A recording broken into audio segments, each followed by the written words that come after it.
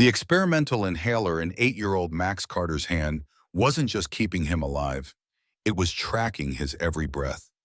Logan Carter, exhausted from his third job that week, watched his son sketch robots designed to help sick children, unaware that somewhere in a classified facility, scientists were analyzing Max's biological data.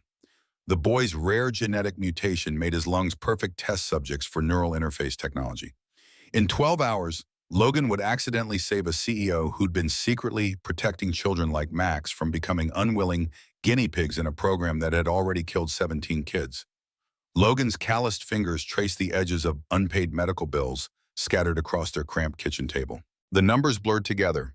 3,000 for last month's emergency room visit, 800 for Max's specialized inhaler, another 1,500 for the pulmonologist who spoke in careful, measured tones about experimental treatments and diminishing options.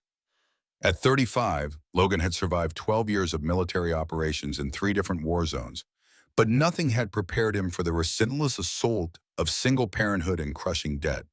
The apartment's thin walls carried the sound of Max's labored breathing from the bedroom. Each wheeze was a reminder of Logan's greatest failure. Not the mission in Kandahar that ended his military career, not the divorce that left him alone, but his inability to afford the treatment that might give his son a normal childhood. 3 jobs barely covered rent and basic expenses. The airport catering gig paid the bills. The weekend construction work bought groceries. The night shift at a convenience store covered Max's medications, when insurance didn't mysteriously deny claims. Logan glanced at the clock. 4:30 in the morning. In 3 hours, he'd need to wake Max for his morning treatment routine, help him dress for school, and deliver him to Mrs. Patterson next door before racing across town to prep breakfast. Trays for travelers who spent more on coffee than Logan earned in a day. He rubbed his eyes, tasting the metallic exhaustion that had become his constant companion. The bedroom door creaked open. Max appeared in his robot-decorated pajamas, clutching his inhaler and a sketchbook. His brown hair stuck up at odd angles, and his pale skin had the slightly blue tinge around the lips that meant his oxygen levels were dropping again. "Couldn't sleep, buddy?" Logan pushed aside the bills and patted his lap. Max climbed up, his small body feeling too light, too fragile. "My chest feels tight again." Max nestled against Logan's shoulder, opening his sketchbook to a detailed drawing of a humanoid robot with an intricate chest cavity. "I was thinking about my breathing robot. See, if we put air filters here and maybe a backup oxygen tank here, kids like me could run and play without getting tired." Logan studied the drawing with genuine amazement. At 8 years old, Max understood mechanical systems better than most adults. His designs weren't childish fantasies. They were sophisticated engineering concepts, complete with component labels and energy flow diagrams. The boy had inherited Logan's aptitude for systems thinking, but channeled it toward healing rather than warfare. "This is incredible, Max. The filtration system would need to be lightweight, though. What if we used carbon fiber for the frame?" Max's eyes lit up, his breathing temporarily forgotten. "Yes, and we could add sensors that monitor oxygen levels and automatically adjust the flow rate. Dad, do you think someone could really build this someday?" Logan's throat tightened. His son dreamed of technology that could save lives, completely unaware that other children were dying in secret laboratories to develop similar innovations. "I think someone with your imagination and intelligence could build anything, buddy. The world needs more inventors like you." Max beamed, then had a coughing fit that left him gasping. Logan held him steady, counting the seconds until the spasm passed. 12 seconds this time. Better than yesterday's 23, but still too long. "Time for your morning treatment." Logan carried Max to the kitchen, where a nebulizer sat beside the coffee maker. While Max breathed in the prescribed medication, Logan prepared breakfast with practiced efficiency: scrambled eggs with extra protein powder, vitamin-fortified orange juice, and the expensive probiotic yogurt that insurance categorized as non-essential despite the doctor's recommendation. Max ate slowly, sketching modifications to his robot design between bites. "Dad, what if we made the robot smart enough to learn each kid's specific needs? Like, it could remember when I need extra help breathing and prepare the right mixture automatically." Artificial intelligence integration. That's advanced stuff, Max. Logan marveled at his son's intuitive grasp of complex concepts. You'd need sophisticated programming and neural networks. Neural networks, like a brain for machines? Logan nodded, unaware that researchers 300 miles away were developing exactly that technology, using children's biological data to create machine learning algorithms that could interface directly with human neural pathways. Max's medical records, uploaded to a seemingly routine patient database, had already flagged his unique genetic markers for further study. As Logan helped Max dress for school, the boy's energy seemed to improve. The morning medication was working, giving him a few hours of easier breathing before the effects wore off. Are you working at the airport today, Haya? Just until 2 o'clock, then I'll pick you up from Mrs. Patterson's. We can work on your robot design some more. Max hugged him tightly. I love you, Dad. I know work is hard, but you're the best dad ever. Logan's chest constricted with emotion. Despite everything, the financial stress, the medical uncertainty, the bone-deep exhaustion, Max remained optimistic, creative, and loving. The boy deserves so much more than Logan could provide. At 7:15, Logan walked Max next door to Mrs. Patterson, their elderly neighbor who watched him before and after school. She was a retired nurse with infinite patience for Max's questions about anatomy and medicine. The $30 Logan paid her daily represented a significant expense, but Mrs. Patterson had become family. She understood Max's condition and could handle emergencies with calm competence. Good morning, sweetheart. Mrs. Patterson greeted Max with a warm smile. I found a fascinating book about biomedical engineering at the library. I thought you might enjoy it. Max's face brightened. Does it explain how artificial organs work? It does indeed. We'll explore it together after school. Logan kissed Max's forehead, inhaling the familiar scent of his son's shampoo. Be good for Mrs. Patterson. Use your inhaler if you need it. I'll see you this afternoon. The drive to LaGuardia Airport took 45 minutes through morning traffic. Logan's 10-year-old Honda struggled up highway inclines, the engine making concerning noises that he couldn't afford to investigate. The radio played news about technological breakthroughs and medical advances, innovations that might help children like Max if their families could access them. Premium Air Catering occupied a utilitarian building adjacent to the airport terminals. Logan changed into his uniform, white shirt, black pants, company apron, and joined the morning crew preparing meals for first-class passengers. The work was physical but not challenging. Load trays, arrange presentations, follow specific protocols for different airlines. Logan's military background made him efficient and reliable, qualities that earned him occasional overtime opportunities. His supervisor, Dave Martinez, approached with the morning assignments. Carter, you're on Delta Executive Service today. Terminal C Departures Lounge. VIP treatment for the suits. Logan nodded, loading a cart with carefully crafted breakfast presentations.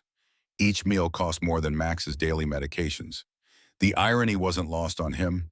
He served luxury food to people who wouldn't notice the expense, while calculating whether he could afford his son's next prescription refill. Terminal C bustled with early morning travelers. Business executives checked phones while consuming expensive coffee. Families with designer luggage discussed vacation plans. Everyone seemed insulated from the struggles that defined Logan's daily existence. He set up the service station in the departures lounge, arranging gourmet pastries, fresh fruit displays, and premium coffee selections. The work required attention to detail, but allowed his mind to wander. He thought about Max's robot designs, wondering if there might be scholarships or programs for gifted children interested in engineering. Maybe when Max got older, Logan could find a way to nurture that talent properly. A commotion near the security checkpoint caught his attention. A woman in an expensive business suit was walking unsteadily, one hand pressed to her temple. She wore designer heels and carried a leather handbag that probably cost more than Logan's monthly rent. Her perfectly styled hair was slightly disheveled, and her usually composed demeanor seemed strained. Logan recognized the signs immediately. His military medical training kicked in before conscious thought. The woman's pupils were dilated, her complexion pale with a slight sheen of perspiration. Her gait was becoming increasingly uncoordinated. She stumbled, reaching for a nearby pillar for support. Other travelers noticed but maintained the typical urban distance, assuming someone else would help, or that she was simply tired from traveling. Logan abandoned his service cart and moved toward her. "Ma'am, are you feeling all right?" She looked at him with unfocused eyes, trying to speak but managing only slurred syllables. Her knees buckled, and Logan caught her as she collapsed. "Someone call 911, Logan shouted, lowering her gently to the floor. His hands moved with practiced precision, checking her pulse and airway while positioning her head to prevent aspiration. Her heartbeat was rapid but steady, her breathing shallow but consistent. Her expensive handbag had spilled open, contents scattering across the polished floor. Logan barely registered the items: phone, passport, lipstick, business cards, except for one object that shouldn't have been there. A red envelope with gold embossing, thick paper stock like official documents or legal papers. The woman's eyelids fluttered. Consciousness was returning, though slowly. "Try to stay still," Logan instructed, his voice carrying the authority that had once commanded respect in combat zones. "You collapsed. Paramedics are coming." She blinked several times, focusing on his face. Her confusion gradually gave way to sharp awareness, and Logan saw intelligence return to her eyes. This wasn't a woman accustomed to vulnerability. "The envelope," she whispered, her voice barely audible. Logan glanced at the red paper, noting the gold lettering that seemed to shimmer under the terminal's fluorescent lights. Something about it felt significant, though he couldn't articulate why. The woman struggled to sit up, her movements becoming more coordinated. "Please, don't let anyone else see it." Logan hesitated. His training said to focus on medical care, not mysterious documents. But something in her tone suggested urgency beyond personal embarrassment. Paramedics arrived, taking over the medical assessment with professional efficiency. The woman, who introduced herself as Sloan Harrow to the EMTs, insisted she felt fine, attributing her collapse to low blood sugar and dehydration from a busy travel schedule. While the paramedics checked her vital signs, Logan discreetly gathered her scattered belongings. The red envelope felt heavier than paper should, and the gold embossing read, "To be opened only in the event of my disappearance or death." What kind of person carried something like that? Sloan Harrow caught his eye while the paramedics conferred. She mouthed the words "thank you" with an intensity that suggested gratitude for more than just medical assistance. The EMTs concluded she was stable but recommended hospital evaluation. She declined, signing release forms with a steady hand that betrayed no lingering effects from her collapse. As the medical team packed their equipment, Sloan approached Logan. Up close, she appeared more formidable. Sharp features, expensive accessories, the bearing of someone accustomed to boardrooms and high-stakes decisions. "I didn't properly thank you." She extended her hand. "Sloan Harrow." Logan shook her hand, noting the firm grip and direct eye contact.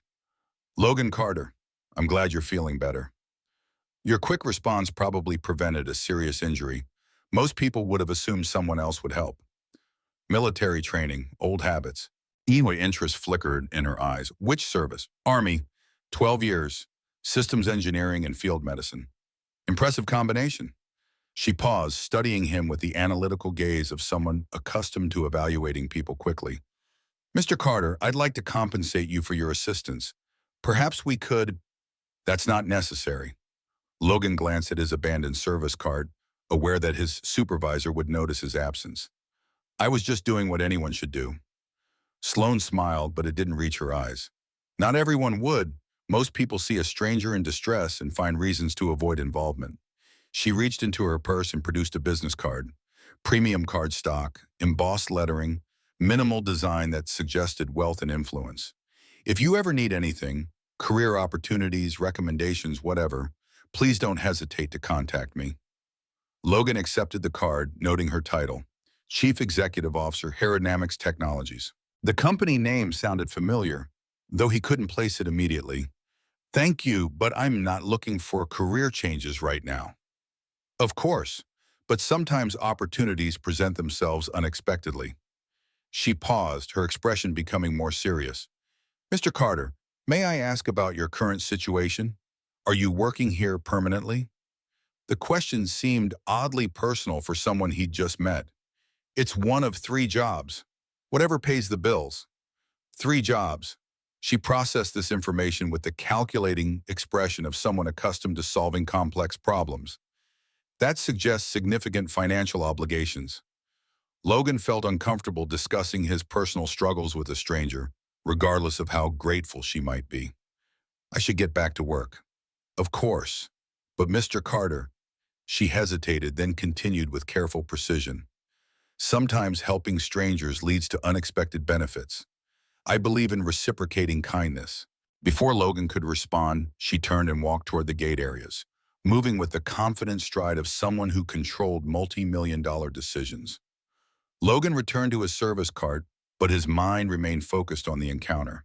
Sloane Harrow had seemed genuinely grateful, but something about the interaction felt scripted, as if she'd been evaluating him rather than simply expressing thanks. He pulled out his phone and searched for Herodynamics Technologies. The results were impressive and slightly disturbing. The company specialized in advanced neural interface technology, developing systems that could connect human brains directly to computer networks. Government contracts worth hundreds of millions, cutting-edge research into brain-computer integration. Medical applications were prominently featured, helping paralyzed patients control prosthetic limbs, allowing locked-in syndrome patients to communicate. The technology seemed like science fiction, but the company's stock price and investor confidence suggested legitimate breakthroughs. Logan thought about Max's robot designs, his dreams of creating devices that could help sick children. This was exactly the kind of technology his son imagined, taken to extraordinary levels of sophistication. The rest of his shift passed without incident, but Logan couldn't shake the feeling that his encounter with Sloane Harrow had been significant beyond a simple medical emergency. The red envelope, her careful questions about his background, the business card that felt more like an invitation than a courtesy, everything suggested layers of meaning he couldn't yet understand. At 2 o'clock, Logan changed out of his uniform and drove to Mrs. Patterson's apartment. Max greeted him with enthusiastic descriptions of the biomedical engineering book, his eyes bright with discovery. "Dad, did you know they're developing machines that can read brain signals? People who can't move their bodies can control computers just by thinking." Logan's chest tightened. "That sounds amazing, buddy." "Mrs. Patterson says maybe someday there will be robots that can help kids with breathing problems by connecting directly to their nervous systems. Isn't that incredible?" Logan forced a smile, but unease settled in his stomach. Max's fascination with neural interface technology seemed like innocent curiosity, but after his encounter with Sloane Harrow, the subject carried new weight. That evening, as Max worked on his robot designs, Logan researched Herodynamics more thoroughly. The company's public image emphasized medical benefits and life-changing innovations. But buried in technical journals and patent filings, he found references to military applications, classified contracts, and experimental protocols that suggested more aggressive applications of the technology. Neural interface systems that could extract information directly from human subjects, brain-computer connections that might override conscious control, technology that could turn human minds into programmable devices. Logan thought about Max's unique medical condition, his rare genetic markers, his exceptional intelligence. What if his son's traits made him valuable to researchers developing this technology? What if children like Max weren't just potential beneficiaries of neural interface systems, but ideal test subjects? The paranoid thoughts felt ridiculous, but Logan's military experience had taught him to trust instincts when something felt wrong. His encounter with Sloane Harrow hadn't been coincidental. She'd asked too many personal questions, shown too much interest in his background and financial situation. His phone buzzed with a text message from an unknown number. "Thank you again for your help today. Your background is impressive. If you're interested in consulting work, Herodynamics is always looking for talent with your expertise. S.H." Logan stared at the message, calculating probabilities. How had she obtained his phone number? He hadn't given it to her, and his contact information wasn't publicly available through the catering company. He typed and deleted several responses before settling on, "Thank you for the offer. Not looking for new opportunities at the moment." The reply came within minutes. "Of course. But if circumstances change, the offer stands. Good men with your skills are rare." Something in the phrasing triggered Logan's tactical awareness. Good men with your skills sounded like military recruitment language, the kind of careful assessment used by intelligence agencies and private contractors. Logan checked the locks on their apartment door and verified that Max was sleeping peacefully. The boy's breathing was steady, his color normal. Everything appeared safe and routine. But as Logan sat in the darkened living room reviewing the day's events, he couldn't escape the feeling that helping Sloan Harrow had introduced variables into his carefully controlled existence. Variables that might threaten the one thing he'd sworn to protect above all else, his son's safety and future. Outside their window, the city continued its restless pulse. Somewhere in that urban maze, Sloan Harrow was probably reviewing files and making decisions that affected thousands of lives. Somewhere else, researchers were developing technology that could revolutionize medicine or weaponize human consciousness. And in a modest apartment in Queens, an 8-year-old boy dreamed of robots that could help sick children breathe easier, unaware that his own unique biology might make him extraordinarily valuable to people who saw children as test subjects rather than human beings deserving protection. Logan made a decision. Tomorrow, he would research Sloan Harrow more thoroughly. He would understand what aerodynamics really did, what their technology could achieve, and why a billionaire CEO had shown such intense interest in a single father working 3 jobs to afford his son's medication. Because if there was one thing Logan's military experience had taught him, it was that coincidences were rare, and powerful people didn't waste time on insignificant encounters. Whatever had happened at the airport today, it was only the beginning. Logan's research into aerodynamics technologies consumed the next 3 hours. What he discovered made his military-trained instincts scream warnings that he couldn't ignore. The company's public face emphasized medical breakthroughs and humanitarian applications. Press releases described revolutionary treatments for paralysis, locked-in syndrome, and severe neurological disorders. Patient testimonials praised life-changing interventions that restored communication and mobility to people who had lost hope. But Logan knew how to read between lines, how to find information that powerful organizations preferred to keep buried. Patent filings revealed technology far more invasive than public descriptions suggested. Government contracts included classifications that indicated military and intelligence applications. Research papers, when cross-referenced with academic databases, painted a picture of experimentation that pushed ethical boundaries. Most disturbing were the gaps. Researchers who had published prolifically on neural interface technology suddenly stopping their work. Companies that had collaborated with aerodynamics dissolving without explanation. Clinical trials that began with fanfare but never reported results. Logan found 3 news articles about Dr. Marcus Chen, a brilliant neuroscientist who had publicly criticized unauthorized neural interface experiments. Chen had accused unnamed corporations of conducting illegal human trials, testing invasive brain-computer connections on vulnerable populations without proper consent or oversight. 2 weeks after his allegations became public, Chen died in what officials ruled a hiking accident. No witnesses, no suspicious circumstances, just a tragic fall from a mountain trail he had hiked safely dozens of times before. The pattern was subtle but unmistakable to someone trained in recognizing systemic threats. Aerodynamics wasn't just developing medical technology. They were part of something larger, more dangerous, and willing to eliminate obstacles to their research. Logan's phone buzzed with another message from the unknown number.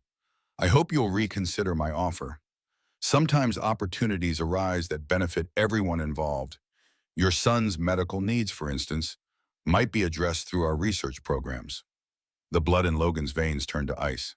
How did Sloan Harrow know about Max's condition? Logan had never mentioned his son during their brief airport encounter.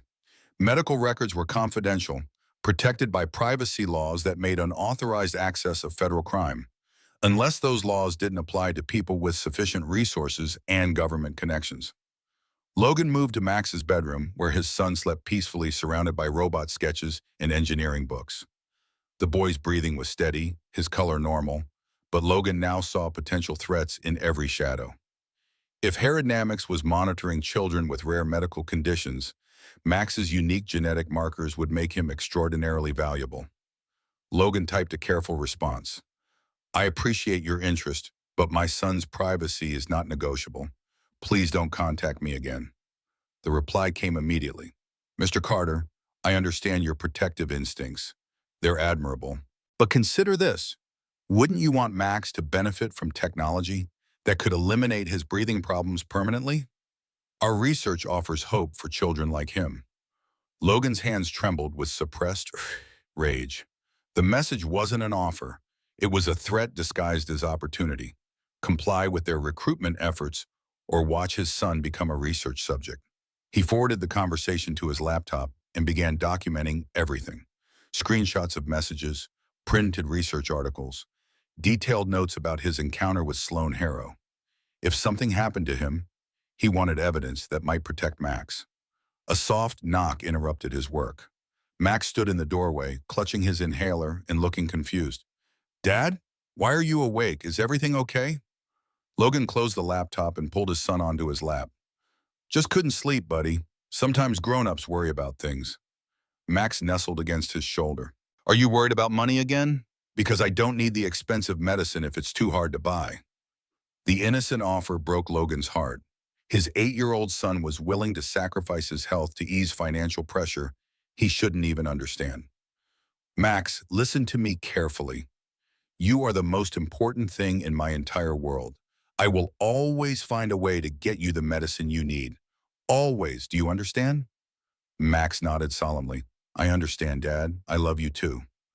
"Good. Now I need you to remember something. If anyone ever approaches you about special medical programs or research studies, especially if they mention robots or brain computers, you tell them you need to talk to your dad first, no matter how exciting it sounds, okay?" Max looked puzzled but agreed. "Okay, Dad, is someone trying to steal my robot ideas?" Logan forced a smile. "Just being extra careful, buddy. Smart inventors like you need to protect their work." And after tucking Max back into bed, Logan returned to his research with renewed urgency. He needed to understand the full scope of what he was facing, and he needed allies who could help protect his son. At 4 in the morning, Logan found a breakthrough. Dr. Elena Vasquez, a former aerodynamics researcher, had published a whistleblower account on an obscure medical ethics blog. Her post described unauthorized experiments on children with rare genetic conditions, neural interface trials conducted without proper consent, and systematic suppression of negative results. Dr. Vasquez had worked specifically on pediatric applications of neural interface technology. According to her account, aerodynamics had identified genetic markers that made certain children ideal candidates for experimental procedures. These children were monitored through seemingly routine medical care, their data analyzed to assess their suitability for invasive trials. The blog post included a photograph of a specialized inhaler device, identical to the one Max used daily. Logan's vision tunneled as the implications crystallized. Max's inhaler wasn't just delivering medication. It was collecting biological data, monitoring his respiratory patterns, tracking his genetic responses to treatment. Every breath his son took was being analyzed by researchers who saw him as a potential test subject. The device his insurance company had recommended as cutting-edge treatment was actually a sophisticated monitoring system disguised as medical care. Logan checked the inhaler's serial number against Dr. Vasquez's documentation. Perfect match. Max had been under surveillance for months, possibly years. His medical records, his genetic profile, his response to treatments, all of it was feeding into aerodynamics' research database. Logan's phone rang. Unknown number, calling at 4:15 in the morning. He answered without identifying himself. "Mr. Carter." The voice was calm, professional, with an accent he couldn't place. "My name is not important. What matters is that you understand your situation clearly." "Who is this?" "Someone who ensures that certain research programs proceed without interference. You've been asking uncomfortable questions about aerodynamics technologies.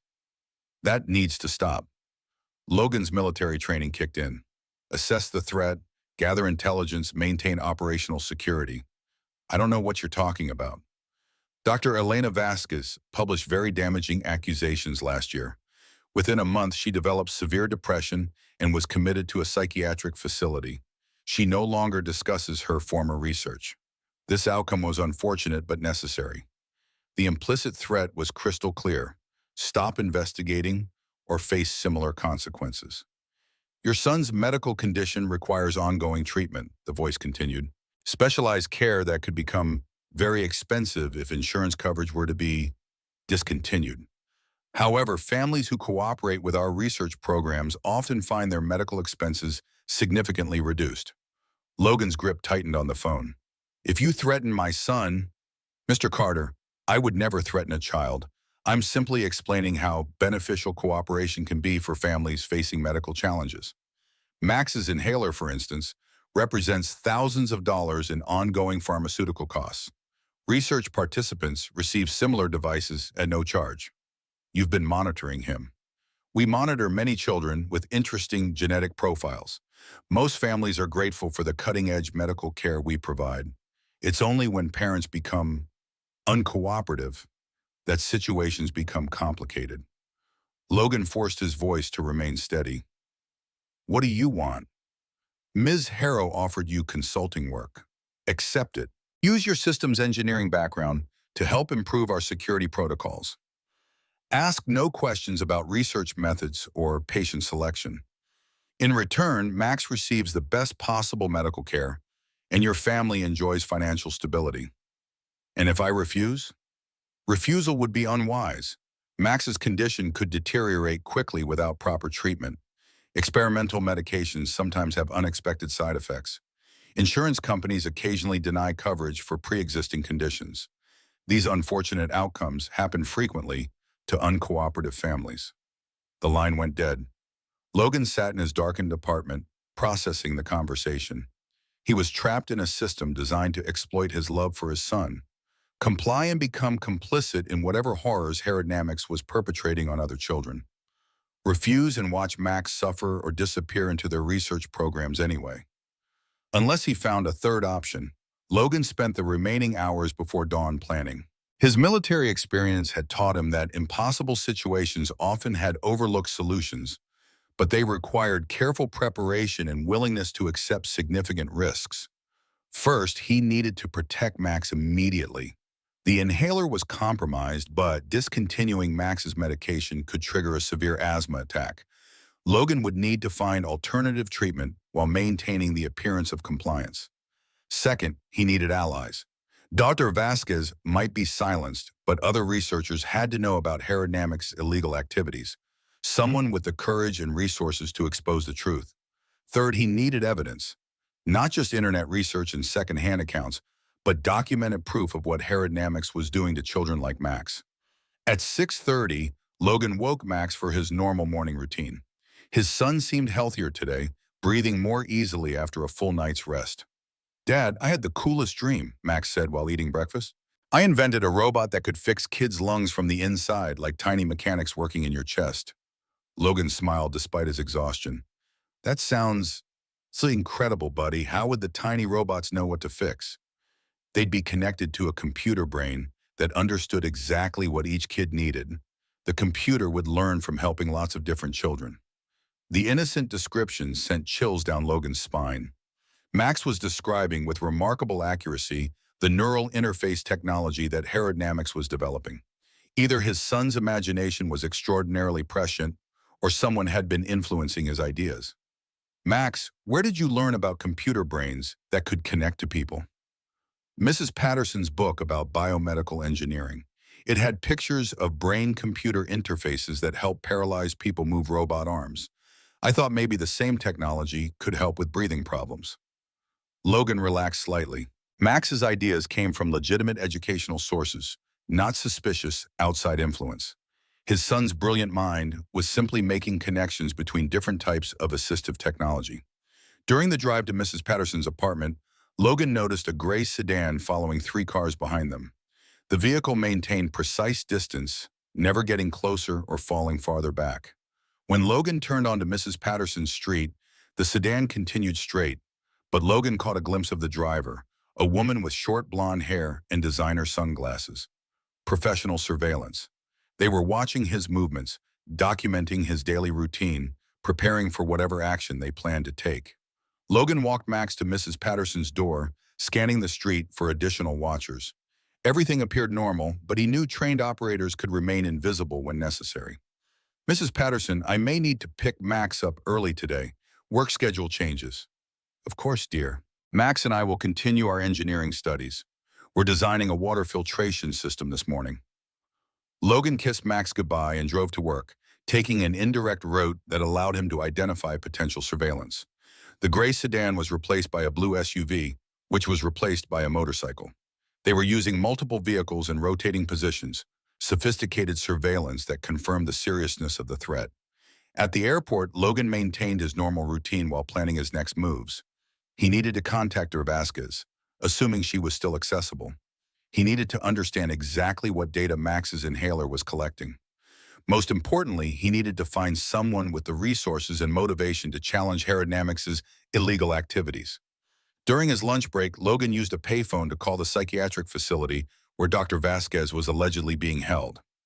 After being transferred 3 times, he learned that Dr. Elena Vasquez had been released 2 months ago and was living under supervised care in Portland, Oregon. The supervising doctor, when Logan called claiming to be a former colleague, explained that Dr. Vasquez had suffered a severe nervous breakdown triggered by work-related stress.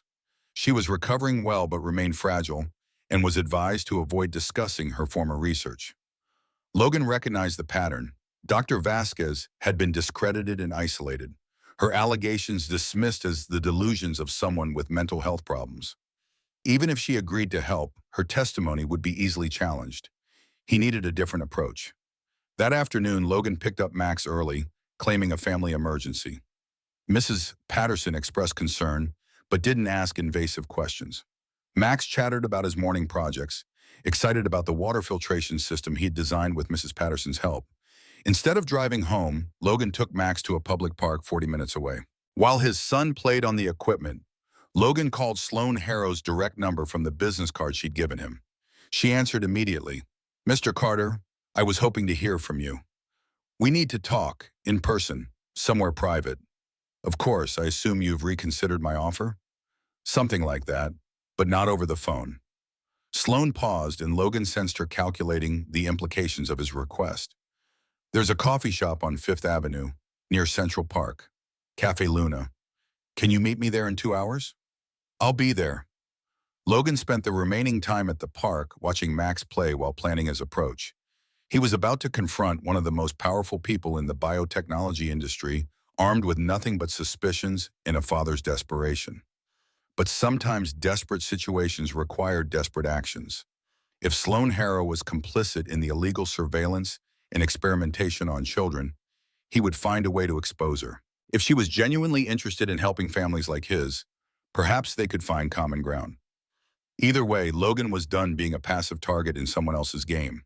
His son's safety and future depended on taking control of the situation, regardless of the personal risk. As Max climbed higher on the playground equipment, laughing with the pure joy that only children could express, Logan made a silent promise. Whatever it took, however dangerous it became, he would protect his son from the predators who saw brilliant children as raw material for their twisted experiments. The war for Max's future was about to begin. Cafe Luna occupied a corner building near Central Park, its floor-to-ceiling windows offering clear sight lines in multiple directions. Logan arrived 15 minutes early, choosing a table that provided optimal visibility while keeping his back to a solid wall. Old habits from combat zones, but useful in any potentially hostile environment. Max sat beside him, sketching in his notebook while sipping hot chocolate. Logan had decided against leaving his son with Mrs. Patterson for this meeting. If Herodnamix was monitoring Max through his medical devices, separation might trigger unwanted attention. Better to keep the boy close where Logan could protect him directly.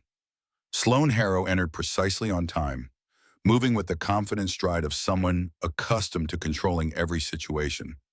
She wore a tailored black coat over dark jeans, her appearance more casual than their airport encounter, but no less commanding. Her eyes swept the cafe with the practiced assessment of someone who understood surveillance and counter-surveillance. She approached their table and paused, studying Max with uncomfortable intensity. "You brought your son." "Max, this is Ms. Harrow, the lady I helped at the airport." "Ms. Harrow, my son Max." Max looked up from his sketch and smiled politely. "Hello, Ms. Harrow. Dad says you're very smart and work with computers." Sloan's expression softened slightly. "Hello, Max. Your father is right. I do work with computers. What are you drawing?" "A robot that can help kids breathe better. See, it has sensors that monitor oxygen levels and automatically adjust medication delivery based on each person's specific needs." Sloan studied the sketch with genuine interest. That's remarkably sophisticated for someone your age. You understand feedback loops and adaptive algorithms. Max beamed at the praise. Dad taught me about systems thinking. He says everything is connected, and if you understand the connections, you can fix problems. Your father is very wise. Sloan met Logan's eyes across the table. May I sit? Logan gestured to the empty chair. Sloan settled herself with practiced grace, but Logan noticed her positioning, angled to watch both the street and the cafe's interior, ready to move quickly if necessary. Mr. Carter, I assume your request for this meeting indicates a change in your thinking about my offer. Something like that. Logan kept his voice neutral. I've been researching your company. Interesting work you're doing. Aerodynamics pushes boundaries in neural interface technology. We're developing solutions for medical conditions that were considered untreatable just 5 years ago, including pediatric applications. Sloane's expression didn't change, but Logan caught a micro-expression of wariness. Children with severe neurological conditions deserve hope, don't you think? Max looked up from his drawing. Are you the people making brain-computer interfaces? I read about those in Mrs. Patterson's book. They help paralyzed people control robot arms with their thoughts. That's exactly right, Max. We're working on technology that could help many different types of medical problems. Logan leaned forward slightly. What about breathing problems? Conditions like asthma? Neural interfaces could potentially regulate respiratory function, yes, though that application is still largely theoretical. Theoretical. Logan pulled Max's inhaler from his pocket and set it on the table. This device has been monitoring my son's biological data for months. Sophisticated sensors, wireless transmission capability, data encryption, very advanced for a simple medication delivery system. Sloan studied the inhaler without touching it. Medical devices are becoming increasingly sophisticated. Remote monitoring allows doctors to adjust treatments based on real-time patient data. Except Max's doctor never mentioned data collection. The privacy disclosure forms made no reference to biological monitoring, and the device specifications don't match any FDA-approved inhaler currently on the market. Max looked confused. Dad, what's wrong with my inhaler? It helps me breathe. Logan squeezed his son's shoulder reassuringly. Nothing's wrong, buddy. I'm just asking some questions about how it works. Sloane's composure remained perfect, but Logan saw calculation behind her eyes. She was deciding how much truth to reveal, weighing risks and benefits with the cold precision of someone accustomed to making life-altering decisions. Mr. Carter, if you have concerns about Max's medical care, perhaps we should discuss this privately. We're fine discussing it here. Max is smart enough to understand what's happening to him. Sloan glanced around the cafe, noting other customers and potential listening devices. Very well. Yes, Max's inhaler collects biological data. Advanced monitoring allows us to understand how different genetic profiles respond to various treatments. This research could lead to personalized medications that are far more effective than current standard treatments. A research conducted without informed consent on children whose families have no idea they're being monitored. The research is entirely passive, no interventions, no experimental procedures, simply collecting data that would normally be discarded after routine medical care. Logan's military training had taught him to recognize sophisticated justifications for questionable actions. Dr. Elena Vasquez might disagree with your characterization of the research as passive. Sloane's mask slipped for just a moment, revealing genuine surprise. You've spoken with Dr. Vasquez? I've read her accounts of unauthorized human experimentation, neural interface trials conducted on children without proper consent or oversight. She described monitoring systems identical to the one Max has been using. Max looked between his father and Sloan with growing concern. Dad, are there bad people doing things to kids? Logan met his son's eyes directly. Some people make mistakes when they were trying to help, but we're going to make sure you're safe, okay? Sloan leaned back in her chair, her expression becoming more guarded. Dr. Vasquez suffered a severe psychological breakdown.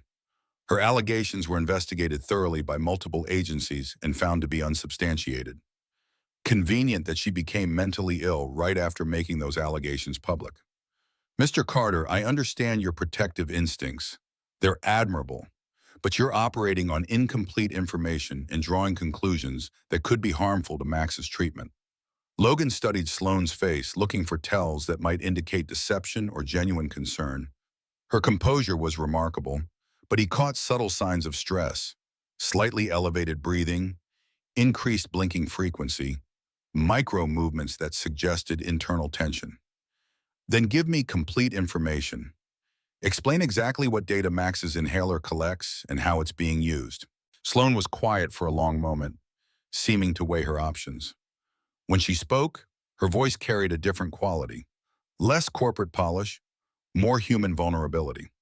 Max's genetic profile includes markers that make him extraordinarily valuable for neural interface research.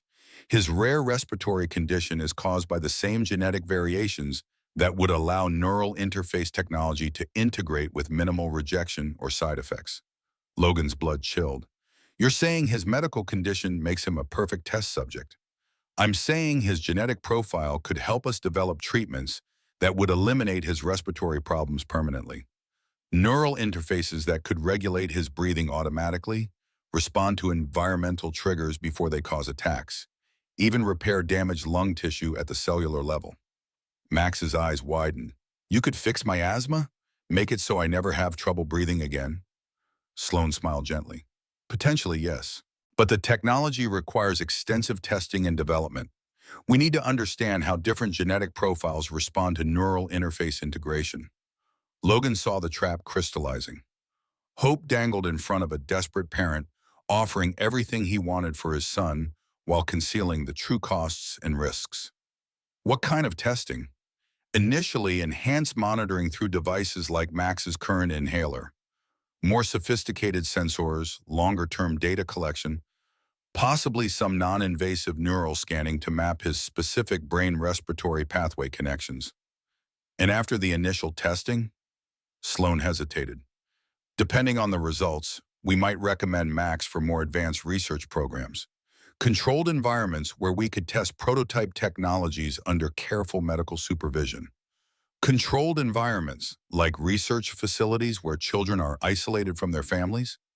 Mr. Carter, every medical breakthrough requires careful testing. Insulin, antibiotics, cancer treatments, all of them were developed through research programs that required patient participation. Logan leaned forward, his voice carrying the edge of suppressed anger.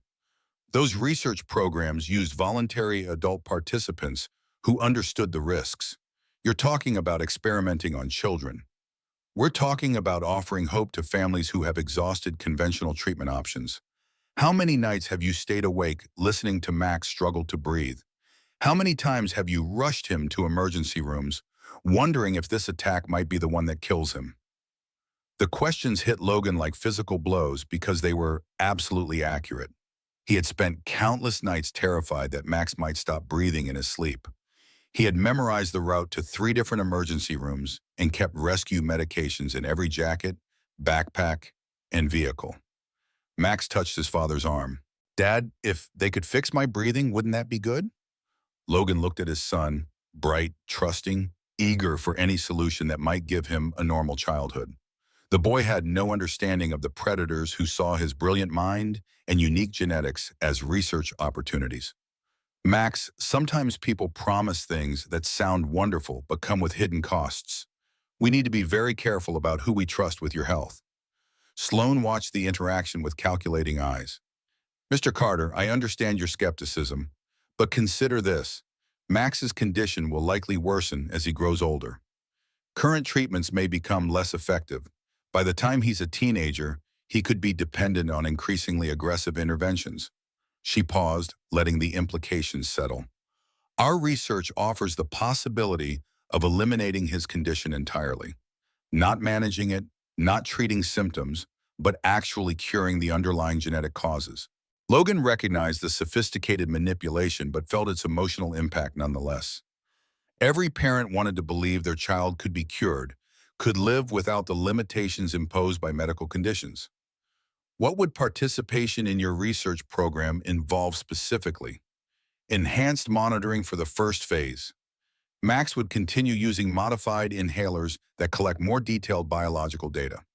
monthly visits to our research facility for non-invasive testing, brain scans, respiratory function analysis, genetic sampling. And the second phase?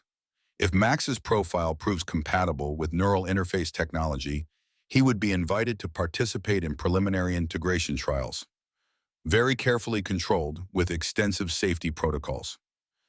Integration trials, you're talking about implanting devices in his brain. Sloane's expression became more serious.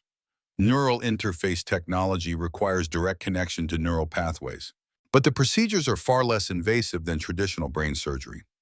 Microscopic sensors, biocompatible materials, connections so small they integrate naturally with existing neural tissue. Max looked fascinated rather than frightened. Like the robot arms controlled by thoughts, but for breathing instead of moving? Exactly like that, Max. Imagine never having to worry about asthma attacks, never needing rescue inhalers, never feeling like you can't keep up with other children. Logan saw his son's expression of wonder and felt his protective instincts surge. "Ms. Harrow, may I speak with you privately for a moment?" "Of course." Logan turned to Max. "Buddy, I need to discuss some boring grown-up details with Ms. Harrow. Can you work on your robot design for a few minutes?" Max nodded, returning to his sketchbook with the focused concentration that amazed Logan daily. Logan leaned closer to Sloane, lowering his voice. "Stop manipulating my son. Whatever game you're playing, whatever research you're conducting, leave him out of it." Sloane's composed facade cracked slightly. "Mr. Carter, this isn't manipulation. It's an opportunity that could transform Max's life.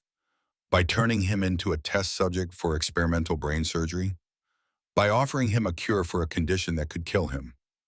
Logan studied her face, looking for genuine emotion beneath the corporate polish. "Why do you care? You're a billionaire CEO. You could fund research using adult volunteers, establish medical protocols, ethical oversight committees. Why focus on children?" Sloane was quiet for a long moment. When she spoke, her voice carried unexpected vulnerability. "Because children's neural pathways are more adaptable. Their brains can integrate with technology in ways that adult minds cannot. And because some conditions, like Max's genetic respiratory disorder, are most effectively addressed during developmental periods." She paused, seeming to wrestle with internal conflict. "Mr. Carter, I'm not the villain you think I am. I genuinely want to help Max." "Then help him by providing the best conventional medical care available. Fund research using ethical protocols and voluntary adult participants. Don't prey on desperate families. Conventional medical care has limitations. Max's condition will likely progress despite treatment. The genetic factors causing his respiratory problems could manifest in other ways as he grows older. Cardiac issues, neurological complications, immune system dysfunction." Logan felt cold fear settle in his stomach. "Are you saying his condition is degenerative?" "I'm saying children with his specific genetic profile often develop additional complications during adolescence. Complications that current medical science cannot prevent or treat effectively." The revelation hit Logan like a physical blow. Max's cheerful resilience, his brilliant mind, his dreams of building robots to help other children, all of it overshadowed by genetic time bombs that could destroy his future. "How do you know this?" "His doctors never mentioned progressive complications." "Because most doctors don't have access to the genetic analysis capabilities that we've developed. They treat current symptoms without understanding the underlying genetic mechanisms that will drive future medical problems." Logan looked at Max, who was completely absorbed in designing mechanical systems that could help other sick children. His son's generosity and creativity might be tragically limited by genetic factors beyond anyone's control.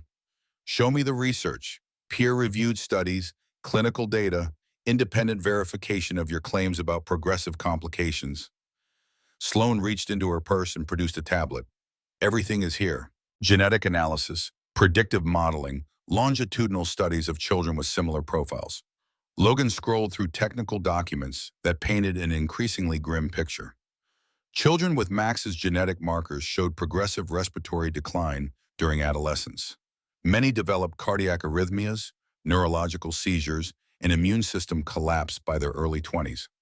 Current medical treatments could slow the progression but not prevent eventual system failures. The data was comprehensive, professionally presented, and terrifying. This could be fabricated, manufactured to manipulate parents into agreeing to experimental treatments. The research comes from multiple independent sources: Harvard Medical School, Johns Hopkins, the National Institutes of Health, cross-referenced with patient databases spanning 20 years.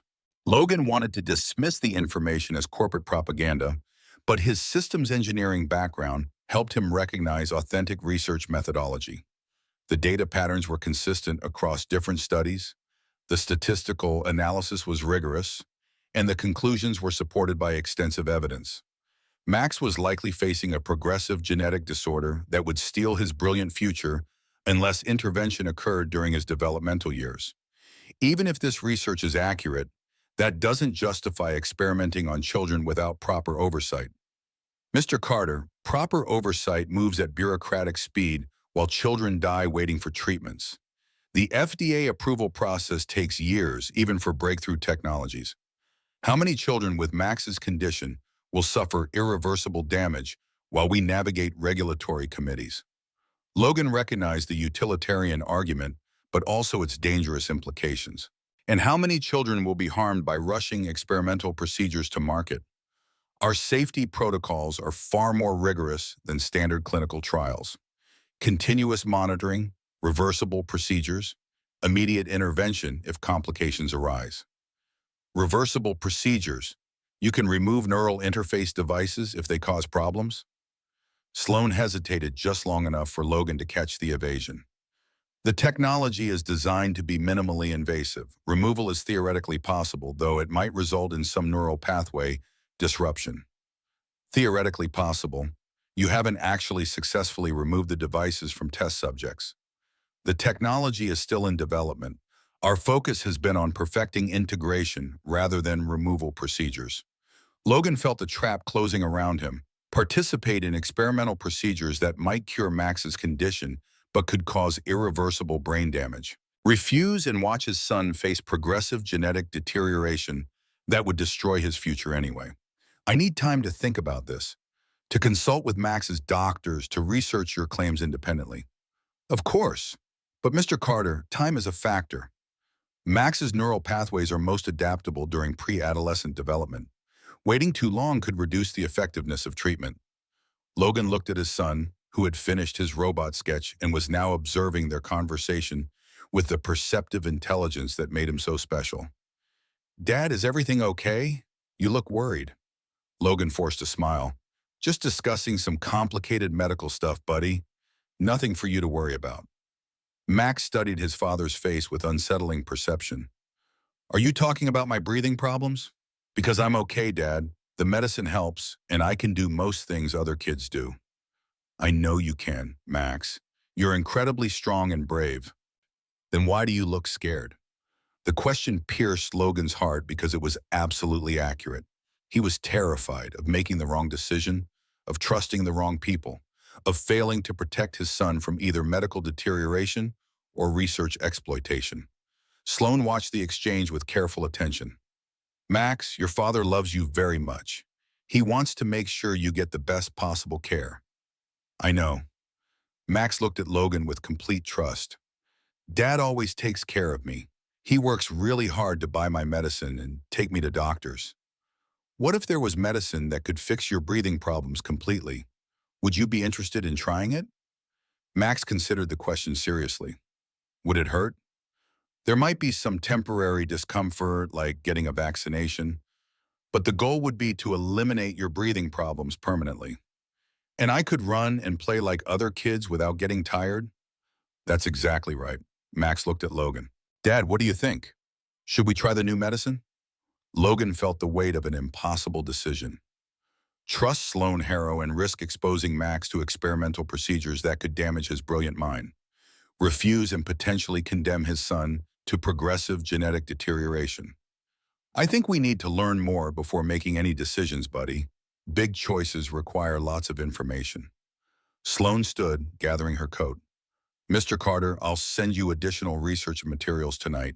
Technical specifications, safety protocols, testimonials from other families who have participated in our programs. Other families have agreed to this? Several dozen children have participated in various phases of our research. Most families report significant improvements in their children's conditions. I'd like to speak with some of these families directly. Patient confidentiality prevents me from sharing contact information, but I can arrange for some parents to call you if they're willing to discuss their experiences. Logan nodded, though he suspected any testimonials would be carefully screened to emphasize positive outcomes while concealing negative results. As Sloan prepared to leave, she turned back to Max. "It was wonderful meeting you, Max. Your robot designs are truly impressive." "Thank you, Ms. Harrow. Maybe someday I can build robots that help kids like your computers do." "I think you'll build amazing things, Max, whatever you decide to pursue." After Sloan left, Logan and Max walked through Central Park. The autumn air was crisp, and Max's breathing seemed easier in the cooler temperatures. They found a bench overlooking a small pond where ducks gathered for evening feeding. "Dad, are you thinking about the medicine Ms. Harrow talked about?" Logan chose his words carefully. "I'm thinking about lots of things, Bard. Making sure you get the best care possible, keeping you safe, helping you grow up to build those incredible robots you design. I want to get better so I can help other kids, but I don't want you to worry so much." Logan pulled his son close, breathing in the familiar scent of his hair. It's a parent's job to worry sometimes, but it's also a parent's job to make sure their kids are happy and healthy. "I am happy, Dad, even with the breathing problems. I have you and Mrs. Patterson and my robot designs and school friends. That's a lot of good things." Logan's throat tightened with emotion. Despite medical challenges, financial stress, and an uncertain future, Max remained optimistic and grateful. His son's resilience was both inspiring and heartbreaking. "You're right, buddy. We do have a lot of good things." As they walked home, Logan noticed the same gray sedan from that morning parked across from their apartment building. Professional surveillance. No longer attempting to remain hidden. The message was clear. He was being watched, his movements monitored, his decisions evaluated. That night, while Max slept, Logan researched neural interface technology with the focused intensity he'd once applied to military intelligence gathering. The field was advancing rapidly, with legitimate medical applications showing genuine promise for treating neurological conditions. But buried in academic papers and patent filings, Logan found disturbing references to military and intelligence applications. Neural interfaces that could extract information directly from human subjects. Brain-computer connections that might override conscious control. Technology that could turn human minds into programmable devices. The boundary between medical treatment and human weaponization was thin and easily crossed. Logan's laptop chimed with an incoming email from Sloan Harrow. The message contained gigabytes of research data, technical specifications, and what appeared to be genuine testimonials from families whose children had participated in Herodnamics's programs. The testimonials were compelling. Parents described dramatic improvements in their children's conditions, enhanced cognitive abilities, and elimination of symptoms that had dominated their families' lives. Videos showed children who had been severely disabled now living active, normal lives. But Logan noticed patterns in the testimonials that triggered his analytical instincts. Similar phrasing across different families, consistent narrative structures, professional video production quality that suggested corporate management rather than spontaneous family documentation. Authentic success stories, but carefully curated and presented to maximize emotional impact while concealing potential negative outcomes. Logan's phone buzzed with a text message from an unknown number. "Your research activities have been noted. Cooperation remains the preferred outcome for all parties involved." The surveillance was escalating to direct communication. They wanted him to know he was being watched, wanted him to feel the pressure of constant observation. Logan checked the locks on their apartment door and verified that Max was sleeping peacefully. Everything appeared secure, but he knew that security was ultimately an illusion when facing opponents with unlimited resources and government connections. His phone rang. The caller ID showed Dr. Elena Vasquez. Logan answered cautiously. "Dr. Vasquez? Mr. Carter, I received your message through a mutual contact. I understand you have questions about Herodnamics technologies." Her voice was steady, but carried an undertone of exhaustion that suggested ongoing stress. Dr. Vasquez, I've read your published accounts of unauthorized experimentation. My son may be targeted for their research programs. How old is your son? 8. He has a rare respiratory condition caused by genetic factors. Mr. Carter, you need to disappear. Tonight, take your son and leave the city. Don't use credit cards. Don't contact family or friends. Don't return to any familiar locations. The urgency in her voice sent adrenaline surging through Logan's system. What happened to you? What did they do? They didn't just destroy my career and reputation. They erased my research, eliminated my collaborators, and made sure I could never prove what I discovered. What did you discover? That aerodynamics isn't just developing medical technology. They're creating a new type of human being. Children with enhanced cognitive abilities, perfect memory, emotional regulation, and complete loyalty to their programmers. Logan's blood turned cold. Mind control. More sophisticated than that, neural architecture modification during developmental periods. The children retain their personalities and intelligence, but their value systems and decision-making processes are fundamentally altered. To what end?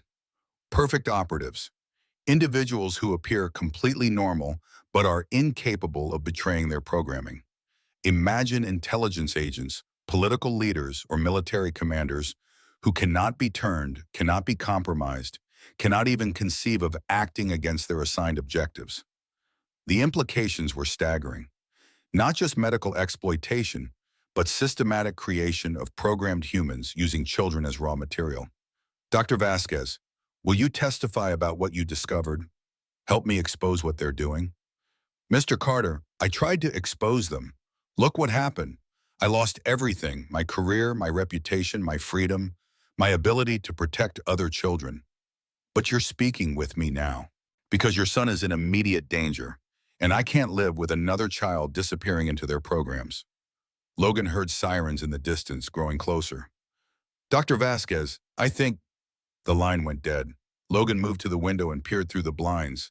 Police cars were approaching their building, moving with the purposeful coordination that suggested a planned operation rather than a routine call. His phone buzzed with a text message. Mr. Carter, please step outside. We need to discuss your son's immediate safety. The trap was closing. Logan had perhaps minutes before official authority, backed by aerodynamics' resources and government connections, took control of the situation. Logan rushed to Max's bedroom. His son was sleeping peacefully, completely unaware that their lives had just irrevocably changed. Max, buddy, wake up. We need to go on an adventure right now. Max stirred, blinking sleepily. Dad, what kind of adventure? The kind where we pack quickly and see some new places. Can you get dressed and put your important things in your backpack? Max sat up, instantly alert with the resilience that amazed Logan daily. Are we going somewhere cool? Very cool, but we need to hurry. While Max gathered his belongings, Logan packed emergency supplies, cash he kept hidden for emergencies, Max's medications, identification documents, and a few changes of clothes. Everything fit in a single backpack designed for quick movement. The sirens were getting closer. Logan had perhaps 5 minutes before official authority arrived to claim jurisdiction over Max's future. 5 minutes to disappear into a city of 8 million people, carrying his most precious responsibility into an uncertain future. But sometimes uncertain futures were preferable to guaranteed destruction. Logan lifted Max, backpack and all, and headed for the fire escape. Whatever happened next, whatever dangers they would face them together. The war for Max's future had begun, and Logan intended to win it. The fire escape rattled under their combined weight as Logan carried Max down 3 flights of rusted metal stairs. The boy clung to his father's neck, trusting completely despite the obvious urgency of their situation. Logan's military training guided every movement, assess the environment, identify escape routes, maintain operational security. The alley behind their building opened onto a side street that connected to the main thoroughfare. Logan could hear police radios crackling in the distance, coordinated voices discussing perimeter establishment and entry protocols. Professional operation. not a routine call. "Dad, why are we leaving through the window?" Max whispered. "Sometimes the best adventures start unexpectedly, buddy. Are you scared?" Max considered the question seriously. "A little, but I trust you." Those four words, "I trust you," carried the weight of Logan's entire universe. His son's absolute faith in his ability to keep them safe, despite circumstances that would terrify most adults. Logan reached the alley and paused, scanning for surveillance. The gray sedan was gone, but a van with tinted windows had appeared at the corner. Professional watchers, repositioning to maintain visual contact while official authorities handled the primary approach. Logan moved in the opposite direction, using parked cars and building shadows to mask their movement. Max remained silent, sensing his father's tension without fully understanding its source. 3 blocks from their apartment, Logan ducked into a 24-hour laundromat. The facility was nearly empty. Just an elderly woman folding clothes and a teenager reading while waiting for his wash cycle to complete. Logan chose a corner position that provided clear sight lines to the street while offering concealment from outside observation. "Can you sit here quietly for a few minutes while I make a phone call?" Logan settled Max on a plastic chair with his sketchbook. Max nodded, opening to a fresh page and beginning a new robot design. Even in crisis situations, his son's brilliant mind continued creating solutions for problems that hadn't yet been solved. Logan used a payphone near the restroom, feeding coins while dialing a number he'd memorized years ago but never expected to use. His former commanding officer, Colonel Sarah Mitchell, now worked in Pentagon cybersecurity. If anyone could help him navigate a situation involving classified research and government overreach, it would be Sarah. The phone rang 4 times before connecting to voicemail. Logan left a carefully worded message. "Sarah, this is Logan Carter, former systems engineer, Bravo Company. I need immediate assistance with a situation involving my son and unauthorized research activities. Please call the following number when secure." He provided the number for a burner phone he'd purchased months ago during a particularly paranoid period following Max's diagnosis. The device remained unused in his emergency kit, but now represented their only secure communication channel. Logan returned to Max, who had sketched an elaborate robotic system with integrated life support capabilities. The drawing showed remarkable technical sophistication for an 8-year-old, complete with component specifications and operational parameters. "What are you designing, buddy?" "A robot that could help kids if they had to go on sudden adventures like us. See, it has medical monitoring, communication systems, and emergency supplies. If families had to leave home quickly, the robot could make sure everyone stayed healthy and safe." Logan stared at the drawing, amazed by his son's intuitive grasp of their current situation. Max was designing exactly what they needed: a support system for families forced into emergency relocation. "That's incredibly smart, Max. How would the robot know what each family needed?" "It would learn by watching and listening. Artificial intelligence that could adapt to different situations and help solve whatever problems came up." The concept was brilliant: adaptive AI that could provide personalized support during crisis situations. Logan wondered if his son's ideas might someday revolutionize emergency response systems, assuming they survived their current circumstances. Logan's burner phone buzzed. Sarah Mitchell's number appeared on the display. "Logan, I got your message. Are you secure?" "Relatively. Sarah, I need your help. My son is being targeted by a classified research program. Unauthorized experimentation on children with rare genetic conditions." "Logan, you're talking about very dangerous territory. Programs like that have protection at the highest levels." "A company called Heartwarming Technologies. They've been monitoring Max through his medical devices, collecting biological data without consent. Now they're pressuring us to participate in experimental neural interface trials." Sarah was quiet for a long moment. "Logan, Heartwarming has contracts with multiple intelligence agencies: Defense Department, NSA, CII. Their research has classification levels that require congressional oversight."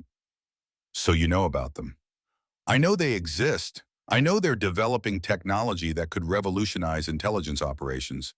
And I know that asking questions about their methods is career suicide." Logan felt hope dimming. Even his most trusted military contact was reluctant to challenge Heartwarming's authority. "Sarah, they're experimenting on children. kids with rare genetic conditions, using them as test subjects for neural interface technology. Logan, I believe you, but understanding something and being able to act on it are very different things. Dynamics operates under classified authorities that supersede normal legal protections. What would you do if it was your child? Sarah sighed heavily. I'd disappear. Completely. New identities, different country, start over somewhere their reach can't extend. Is that possible? Creating new identities secure enough to hide from people with unlimited resources? It's possible, but expensive and dangerous. And it means giving up everything, family, friends, career, any connection to your previous life. Logan looked at Max, who was adding detail to his robot design with the focused concentration that amazed everyone who observed him. His son deserved the chance to develop his remarkable abilities, to attend good schools, to build the inventions that could help other children. Running would mean abandoning that future, condemning Max to a life of hiding and constant vigilance. Sarah, what if we could expose their illegal activities, generate enough public attention to force oversight and accountability? You'd need irrefutable evidence, media coverage that couldn't be suppressed, and legal representation that wasn't afraid of classified authority.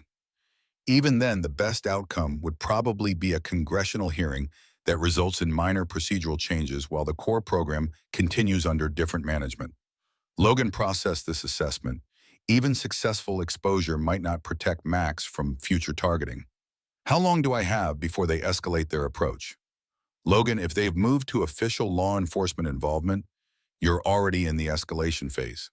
Next steps could include child protective service, emergency medical custody, or direct federal intervention. Under what authority? National security. If they classify Max as essential to ongoing intelligence operations, normal legal protections become irrelevant. The implications crystallized. Max's unique genetic profile made him valuable enough to justify extreme measures to secure his participation in their research programs. Sarah, I need extraction options. Safe locations, secure transportation, anything that could buy us time to develop alternatives. Logan, I can't provide official assistance, but I might know someone who specializes in situations like yours. Private sector, very discreet, very expensive. How expensive?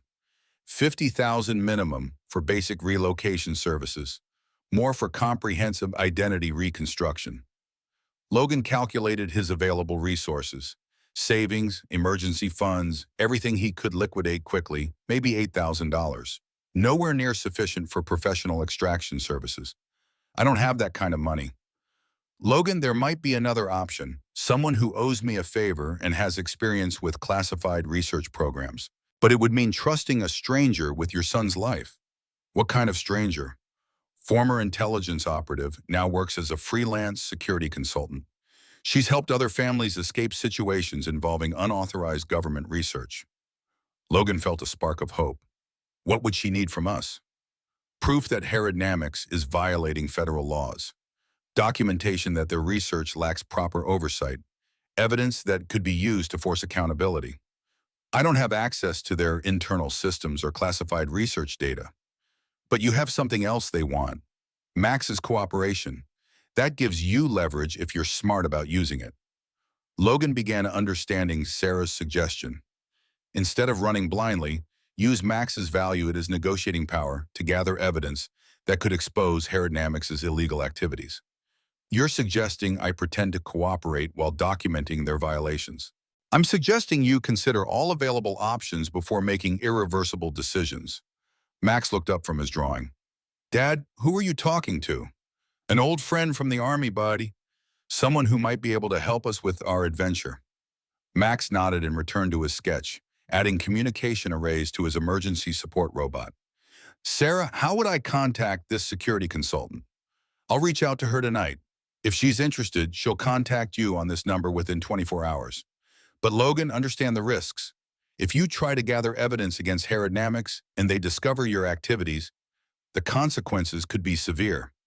More severe than watching them experiment on my son? Different kinds of severe. They might skip legal pretenses and move directly to more aggressive acquisition methods. Logan understood. Cooperation offered the illusion of choice and control. Resistance might result in Max simply disappearing into classified research facilities. I'll wait for your contact to reach out. Logan, be very careful. These people have resources and authority that most citizens never encounter. They're not bound by normal legal constraints. After ending the call, Logan returned to Max, who had completed his robot design and was now sketching what appeared to be a mobile laboratory. What's that one, buddy? A science lab that could travel anywhere. If families had to move around a lot, kids could still do experiments and learn about how things work. Logan marveled at his son's unconscious adaptation to their circumstances. Max was designing solutions for nomadic existence, as if his brilliant mind was already preparing for a life of constant movement. Max, what would you think about going on a longer adventure?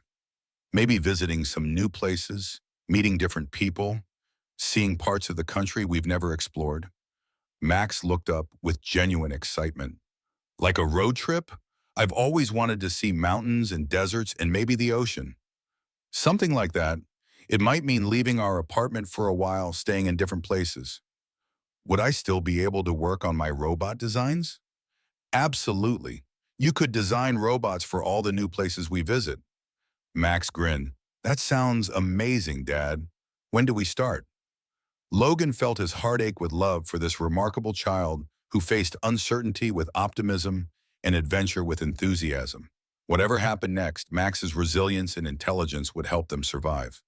The laundromat's fluorescent lights flickered, casting shifting shadows across the rows of washing machines. Logan checked his watch. Nearly midnight. They needed to find temporary shelter while waiting for Sarah's contact to reach out. Logan gathered their belongings and lifted Max, who had fallen asleep against his shoulder. The boy's breathing was steady and unlabored, his color good. The evening's excitement hadn't triggered any respiratory problems. Outside, the streets were quieter, but not empty. Late-night workers, insomniacs, and people whose lives operated outside normal schedules moved through the urban landscape. Logan chose a path that avoided main thoroughfares while heading toward a 24-hour diner he'd noticed during previous catering deliveries. The Midnight Palace occupied a converted railway car, its chrome exterior and neon signage promising authentic comfort food and infinite coffee refills. Logan settled Max in a corner booth where the boy could sleep safely while maintaining clear sight lines to potential threats. The waitress, a woman in her 50s with tired eyes and a kind smile, approached with practiced efficiency. Coffee for you, honey? Something for the little one? Coffee, please, and maybe some orange juice for when he wakes up. She glanced at Max, who was curled against Logan's shoulder. Traveling late? Family situation. Long story. Aren't they all? She poured coffee into a heavy ceramic mug. Kitchen's open all night if you need food.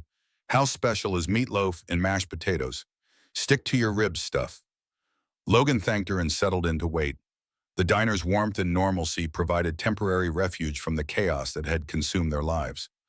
Other customers, truck drivers, shift workers, insomniacs, created a buffer of humanity that made surveillance more difficult. Logan's burner phone remained silent. Sarah's contact hadn't reached out yet, leaving them in limbo between their destroyed old life and an uncertain future. Max stirred, blinking sleepily. Dad, where are we? A diner, kind of like a restaurant that stays open all night. Are you hungry? Max nodded, looking around with curiosity rather than fear. It looks like the diners in old movies, very retro. The waitress returned with orange juice and a gentle smile for Max. What sounds good to you, sweetheart? Max studied the menu seriously. Do you have pancakes? With real maple syrup? The best pancakes in the city, honey. Stack of 3 with butter and syrup coming right up. While Max ate, Logan continued monitoring their surroundings. No obvious surveillance, no vehicles maintaining static positions, no individuals showing unusual interest in their presence. Either their pursuers had lost track of them, or they were using surveillance methods too sophisticated for Logan to detect. Logan's phone buzzed with a text message from an unknown number. Friend of Sarah's. Meet tomorrow 2 p.m. Central Park, Bethesda Fountain. Come alone with documentation of current situation. Logan stared at the message. Sarah's contact was ready to meet, but the condition of coming alone created obvious problems. He couldn't leave Max unprotected, but bringing him to a clandestine meeting might expose his son to additional dangers. Max finished his pancakes and pulled out his sketchbook. Dad, I want to design a robot that could help other kids like us, kids who have to go on sudden adventures. What would it do? It would be like a really smart friend. It could find safe places to sleep, help parents make important decisions, and keep kids from being scared. Logan studied his son's latest design, a humanoid robot with advanced sensory equipment and communication systems. The concept was remarkably sophisticated, incorporating artificial intelligence, environmental analysis, and emotional support capabilities. How would it know what kids were feeling? Facial recognition, voice analysis, maybe even biosensors that could detect stress or fear. Then it could provide exactly the right kind of help. Logan realized his son was describing technology that might already exist in Herodnamics's research facilities. Neural interface systems could potentially monitor emotional states, analyze psychological conditions, and provide targeted interventions. The question was whether such technology would be used to help children or control them. Max, what if there were bad people who wanted to use robots to hurt kids instead of helping them? Max looked puzzled by the concept. Why would anyone want to hurt kids with robots? That doesn't make sense. Sometimes grown-ups make bad choices. They might use good technology for bad purposes. Then other grown-ups should stop them, right? Good people should protect kids from bad people. Logan smiled at his son's faith in adult responsibility and moral clarity. That's exactly right, buddy. Good people should always protect kids. Like you protect me? Like I protect you. Max nodded seriously. And if we meet other kids who need protection, we'll help them too? Absolutely. Logan's phone rang. Unknown number, calling at 1:15 in the morning. Mr. Carter. The voice was female, professional, with slight accent he couldn't identify. I understand you need assistance with a classified research situation. Are you Sarah's contact? I am. Before we meet, I need to understand the scope of your situation. How immediate is the threat to your son? Logan glanced at Max, who was adding details to his helper robot design. Very immediate. They've been monitoring him through medical devices, pressuring us to participate in experimental procedures. Tonight, they escalated to official law enforcement involvement. Neural interface research? Yes. They claim his genetic profile makes him ideal for brain-computer integration trials. Mr. Carter, you're dealing with a program that has unlimited resources and classified authority. Extraction won't be sufficient. They'll simply locate you eventually.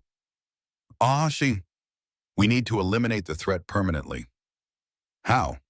By exposing their illegal activities with irrefutable evidence, documentation that forces congressional oversight and public accountability. Logan felt hope-stirring. What would that require?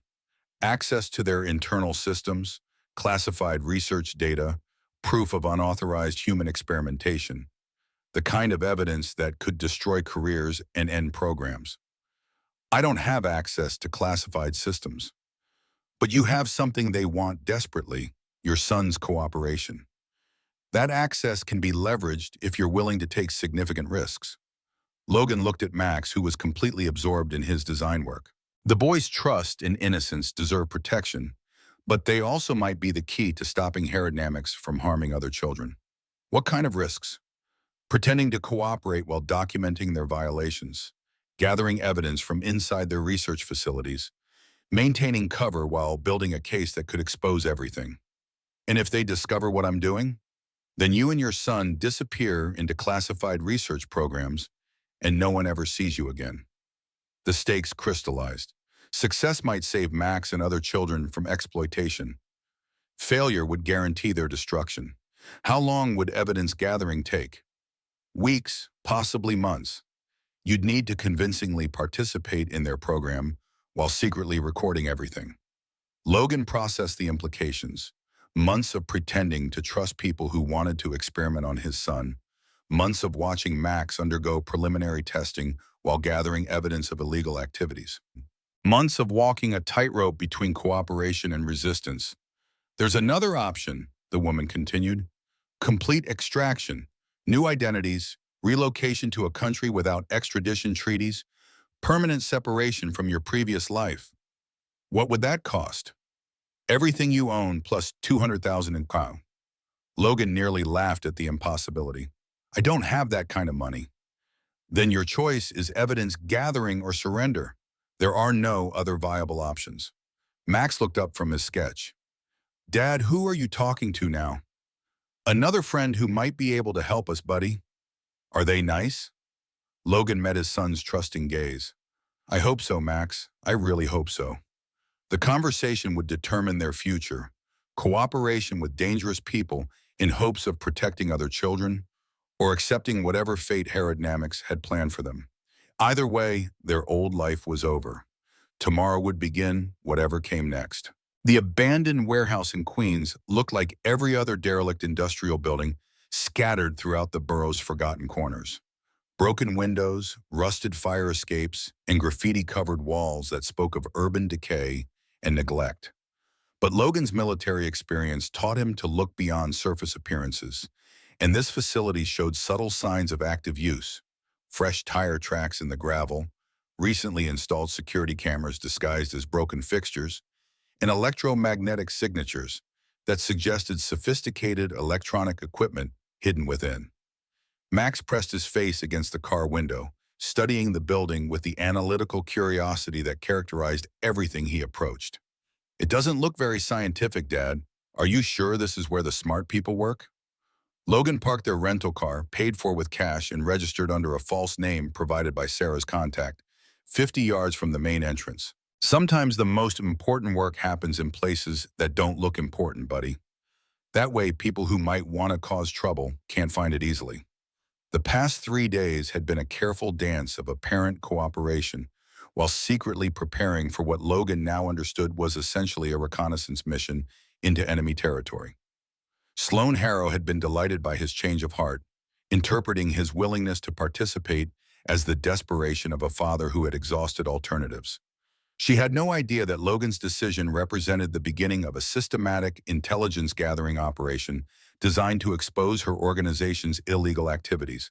The woman who had contacted him, identifying herself only as Alex, had provided sophisticated surveillance equipment disguised as everyday objects.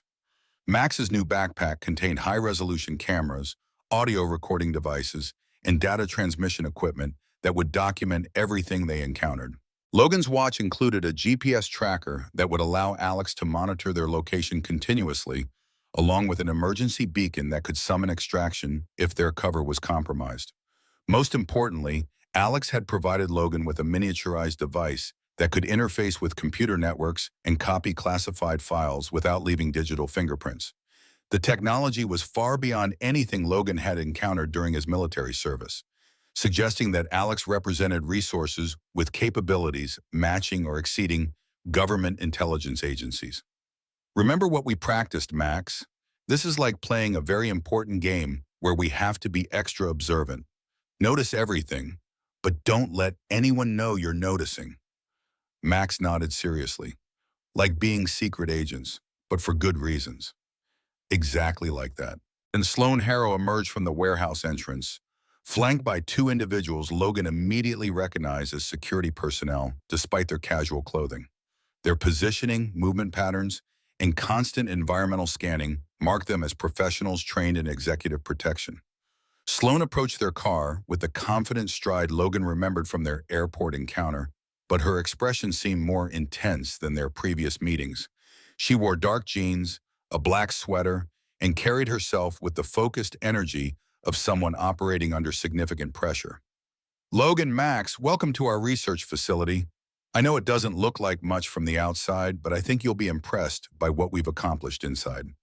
Max climbed out of the car, clutching his backpack and looking around with obvious curiosity. Ms. Harrow, do you really have robots here? Real ones that can help people? Sloane's expression softened as she knelt to Max's eye level. We have technology that's even more amazing than robots, Max. Computers that can connect directly to human brains, helping people do things they never thought possible. Logan noted the careful phrasing, emphasizing capability and possibility, while avoiding specifics about methods or risks. Classic recruitment language designed to generate excitement while concealing uncomfortable realities. The warehouse entrance led to a sophisticated security checkpoint that rivaled anything Logan had encountered in classified military facilities. Biometric scanners, metal detectors, chemical sensors, and X-ray systems that analyzed everything from molecular composition to digital storage devices.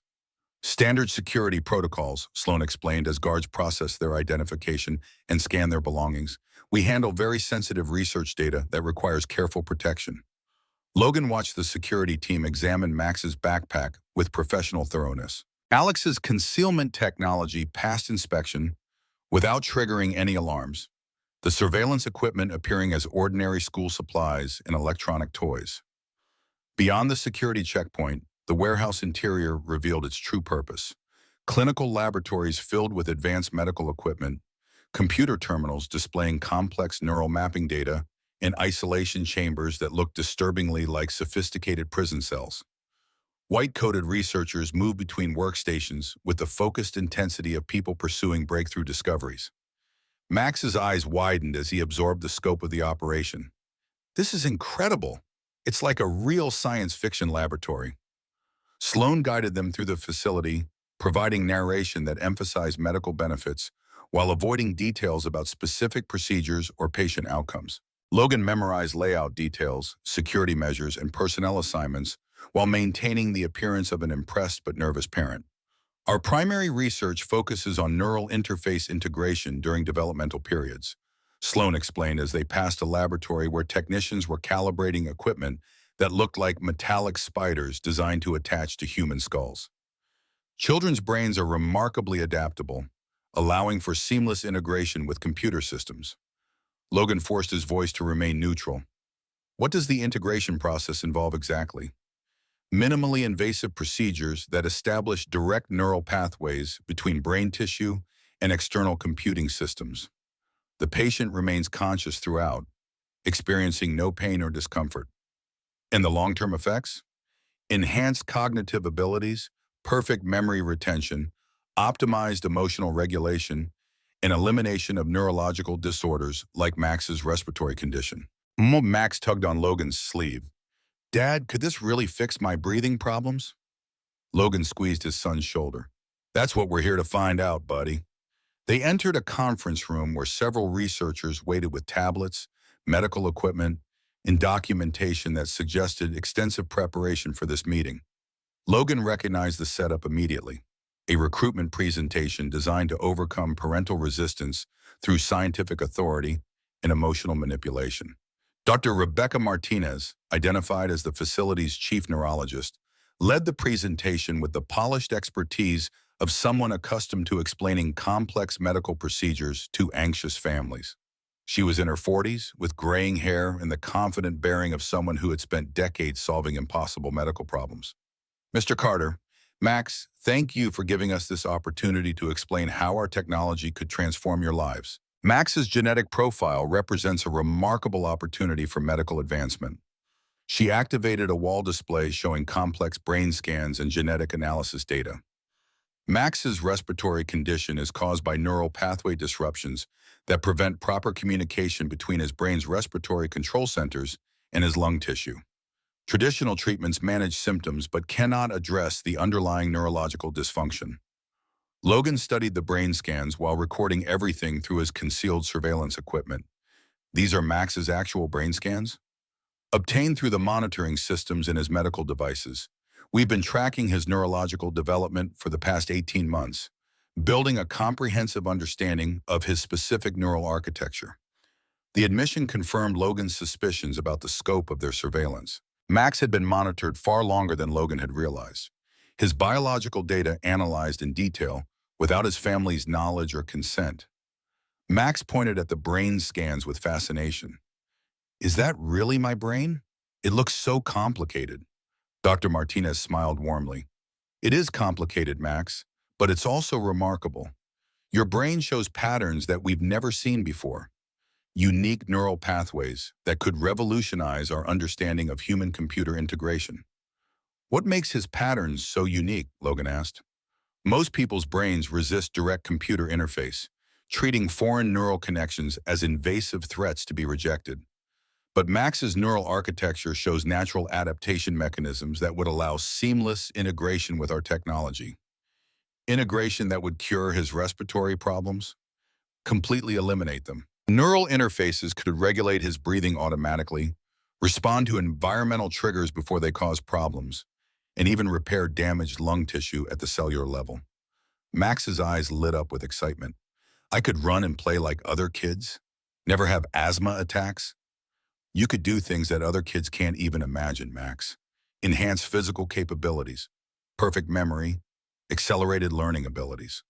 Logan felt cold unease settling in his stomach. Enhanced capabilities beyond treating his medical condition? Dr. Martinez exchanged glances with Sloan before responding. Neural interface technology offers numerous benefits beyond addressing specific medical problems. Enhance cognitive function, optimize emotional regulation, improve physical coordination. You're talking about fundamentally altering his brain function. We're talking about optimizing human potential, eliminating limitations imposed by natural neural architecture. Logan recognized the philosophical shift from medical treatment to human enhancement. And the risks? Minimal with our current technology. The procedures are reversible, the integration is gradual, and patients maintain complete personality and memory retention. Reversible, Logan repeated. You can remove the neural interfaces if problems develop? Another glance between Dr. Martinez and Sloan. Theoretical reversal is possible, though we've focused our research on perfecting integration rather than removal procedures. Max raised his hand like he was in school. Dr. Martinez, would the brain computer make me smarter? Like, could I design better robots to help more kids? You could design robots that we can't even imagine yet, Max.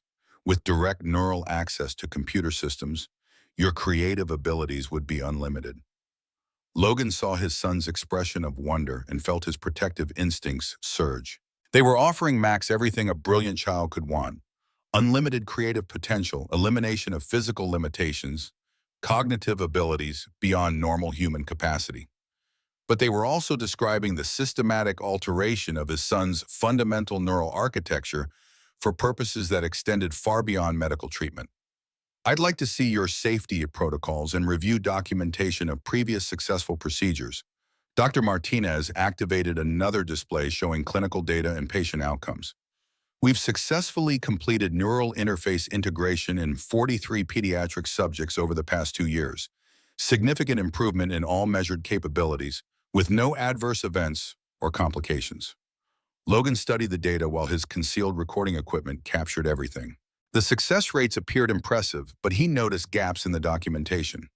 No long-term follow-up studies, no independent verification of results, and no patient testimonials from families who had participated in the program. I'd like to speak with some of the families whose children have undergone these procedures.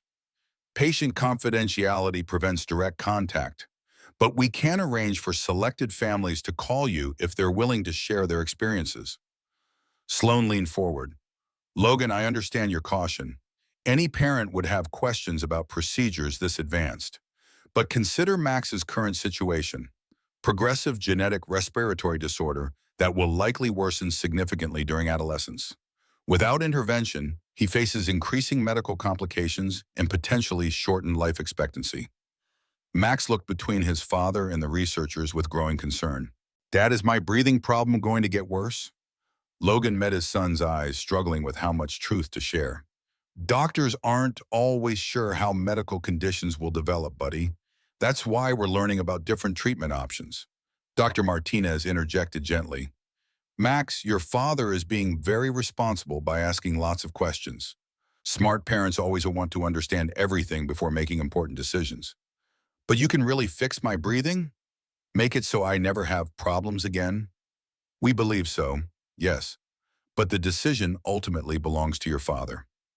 Logan felt the weight of the moment, his son's hopeful expression, the researchers' confident assurances, and his own knowledge that cooperation might be their only path to gathering evidence that could expose the truth about this organization. What would the first phase of treatment involve? Enhanced monitoring for 2 weeks. Max would stay here at our residential facility while we conduct detailed neural mapping and prepare for the integration procedure. Residential facility. You're saying Max would live here? Temporarily. We have comfortable accommodations specifically designed for pediatric patients. educational programs, recreational activities, medical supervision around the clock. Logan's alarm bells screamed warnings. I would stay with him? Family visits are encouraged, but the monitoring requires controlled environments with minimal external variables. You want to separate us. Sloane's expression became more serious.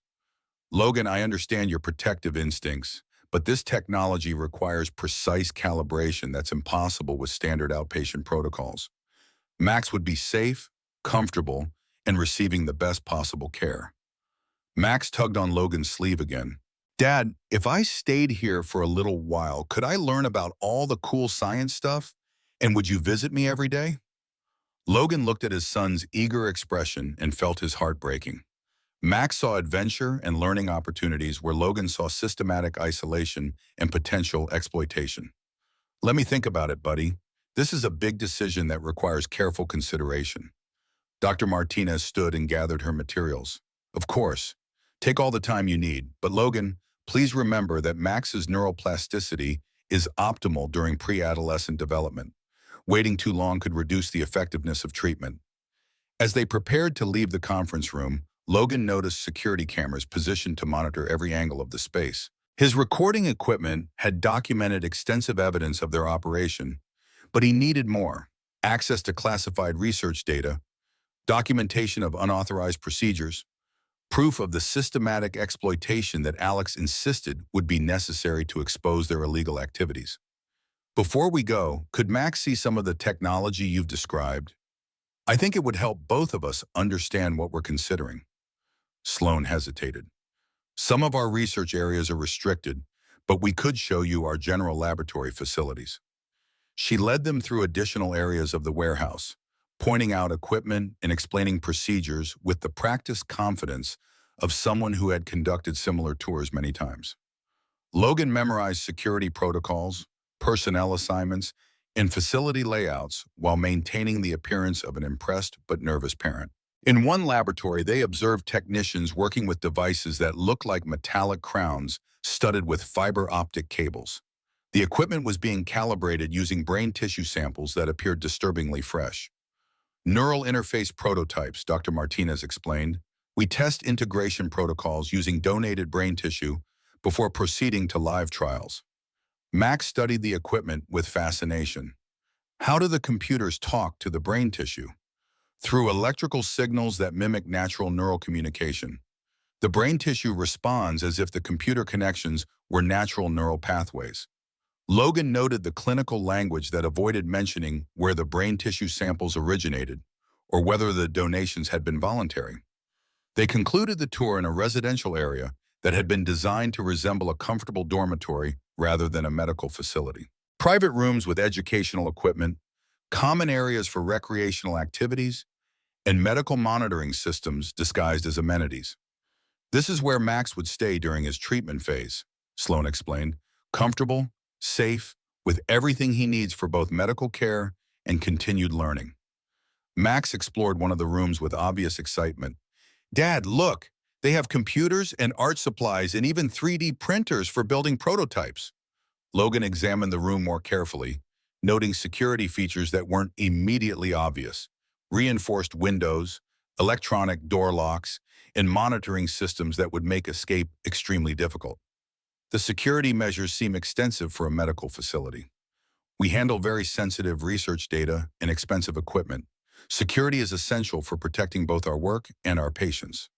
As they prepared to leave the facility, Sloane handed Logan a tablet loaded with additional information. Technical specifications, safety protocols, family testimonials, and contact information for our patient services coordinator. Review everything carefully, but please don't delay your decision unnecessarily. How long do I have to decide? Neural interface integration is most effective when initiated before significant pubertal development. For Max, that gives us a window of perhaps 6 to 8 months before optimal treatment timing expires. Logan accepted the tablet while his recording equipment captured final documentation of the facility's exterior and security arrangements. They had gathered extensive evidence of Herodnamix's operation, but he still needed access to classified research data that would prove their illegal activities. During the drive back to their temporary lodging, Max chattered excitedly about everything he had seen. "Dad, did you understand all the science stuff they explained? It sounded incredibly advanced." "It was very impressive, buddy. What did you think about the idea of staying there for a while?" Max considered the question seriously. "It would be exciting to learn about all that technology, but I'd miss you a lot if we were separated." "I'd miss you too, Max, more than you can imagine." "Dad, are you worried about the brain-computer thing? Because they said it wouldn't hurt, and it could fix my breathing problems." Logan chose his words carefully. "I'm worried about making sure any treatment is completely safe and truly necessary. Sometimes things that sound wonderful have hidden problems that aren't obvious at first. Like when something seems too good to be true." Exactly like that. That evening, while Max worked on his latest robot design, Logan reviewed the documentation Sloan had provided. Patient testimonials described miraculous improvements in children's conditions, families grateful beyond measure for life-changing treatments, and researchers dedicated to advancing medical science for humanitarian purposes.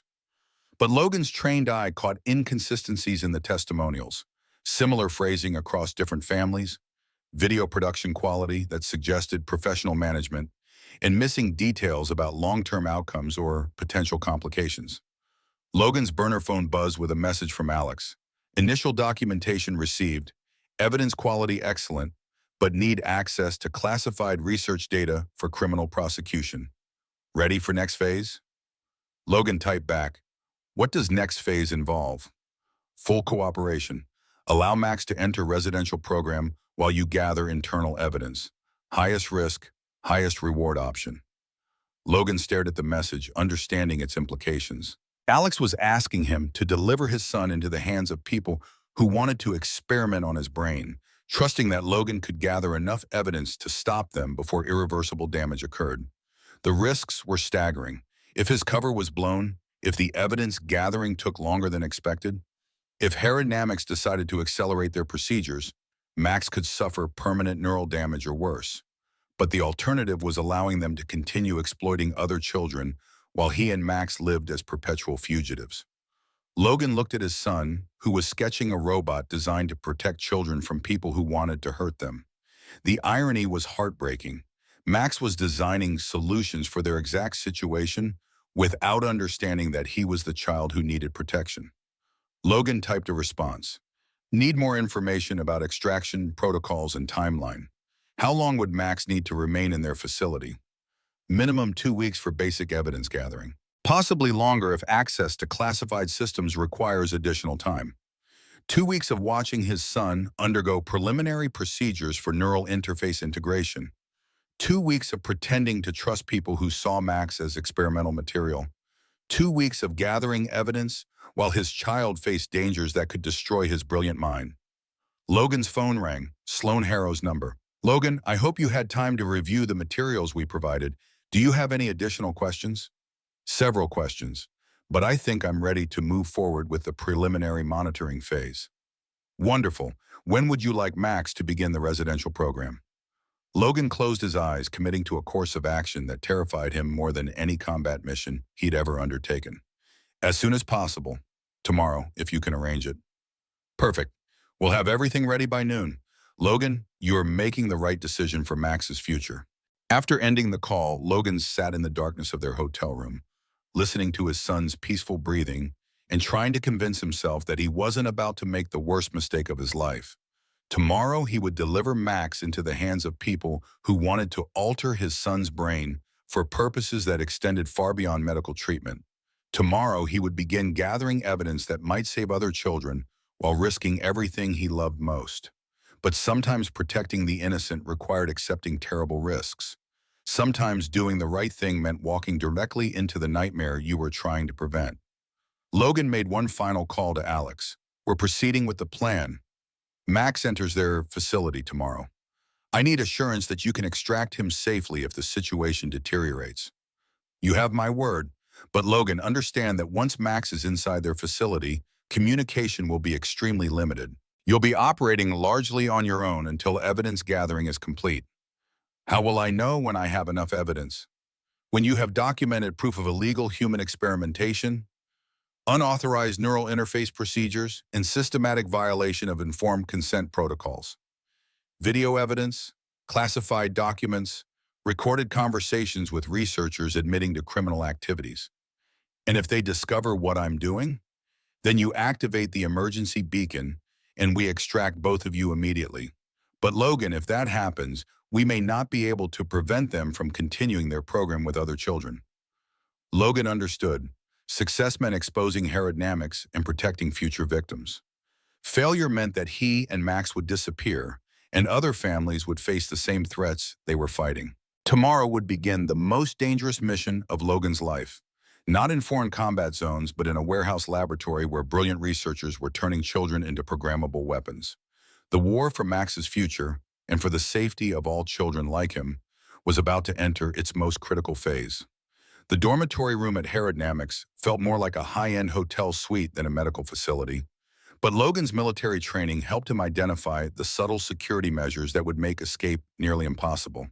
Motion sensors disguised as air fresheners, reinforced windows that looked decorative but could withstand significant impact, and door locks that required biometric authentication despite appearing like standard hotel hardware.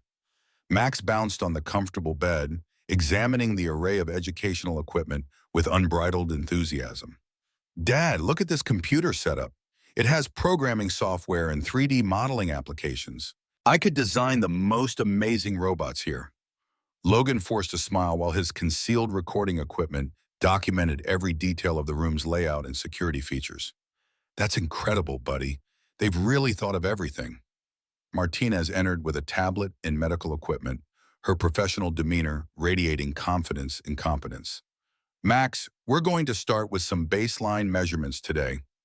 Simple tests to understand how your brain currently functions before we begin any treatments." "What kind of tests?" Logan asked, positioning himself to maintain visual contact with both Max and Dr. Martinez. "Cognitive assessment, neural activity mapping, respiratory function analysis, all non-invasive procedures that will help us understand Max's unique neural architecture." Max looked between his father and the doctor with growing excitement.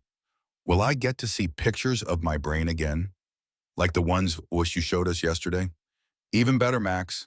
We'll create real-time maps of your brain activity while you think, solve problems, and use your imagination." Logan watched Dr. Martinez begin setting up equipment that looked far more sophisticated than standard medical monitoring devices.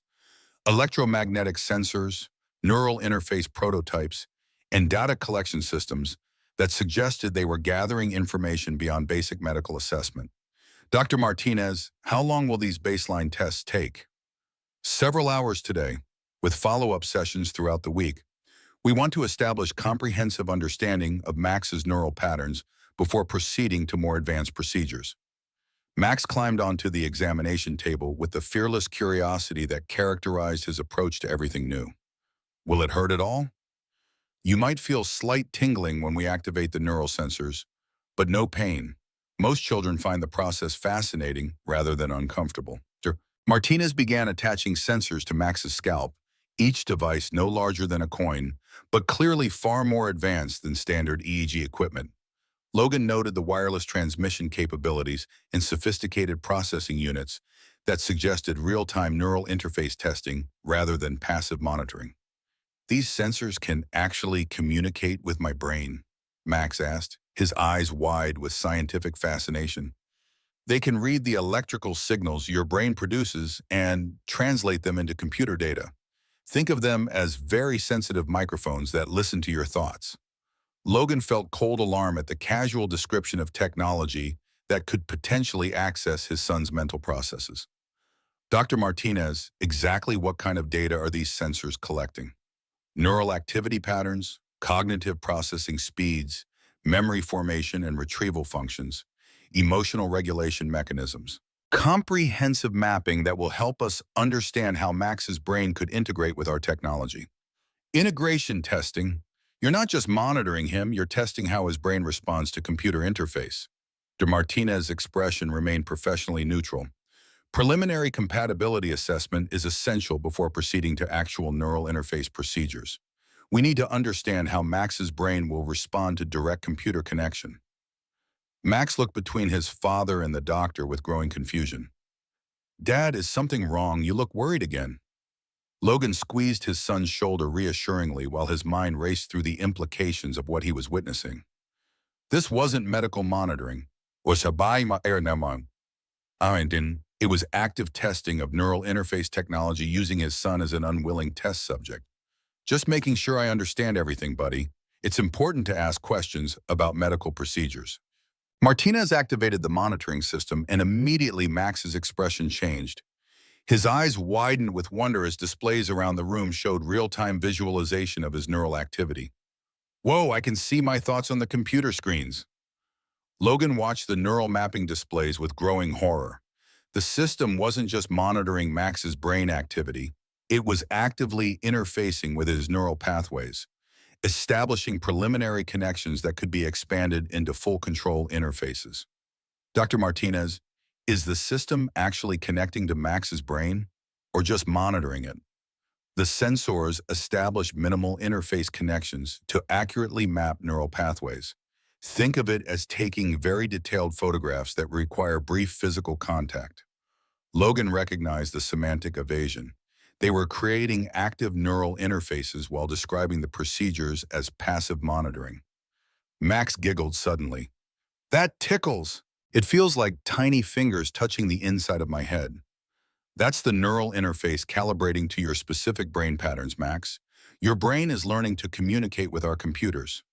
Logan's protective instincts screamed warnings, but he forced himself to maintain the appearance of cooperation, while his recording equipment captured evidence of unauthorized neural interface procedures being performed on his son without proper consent or medical oversight.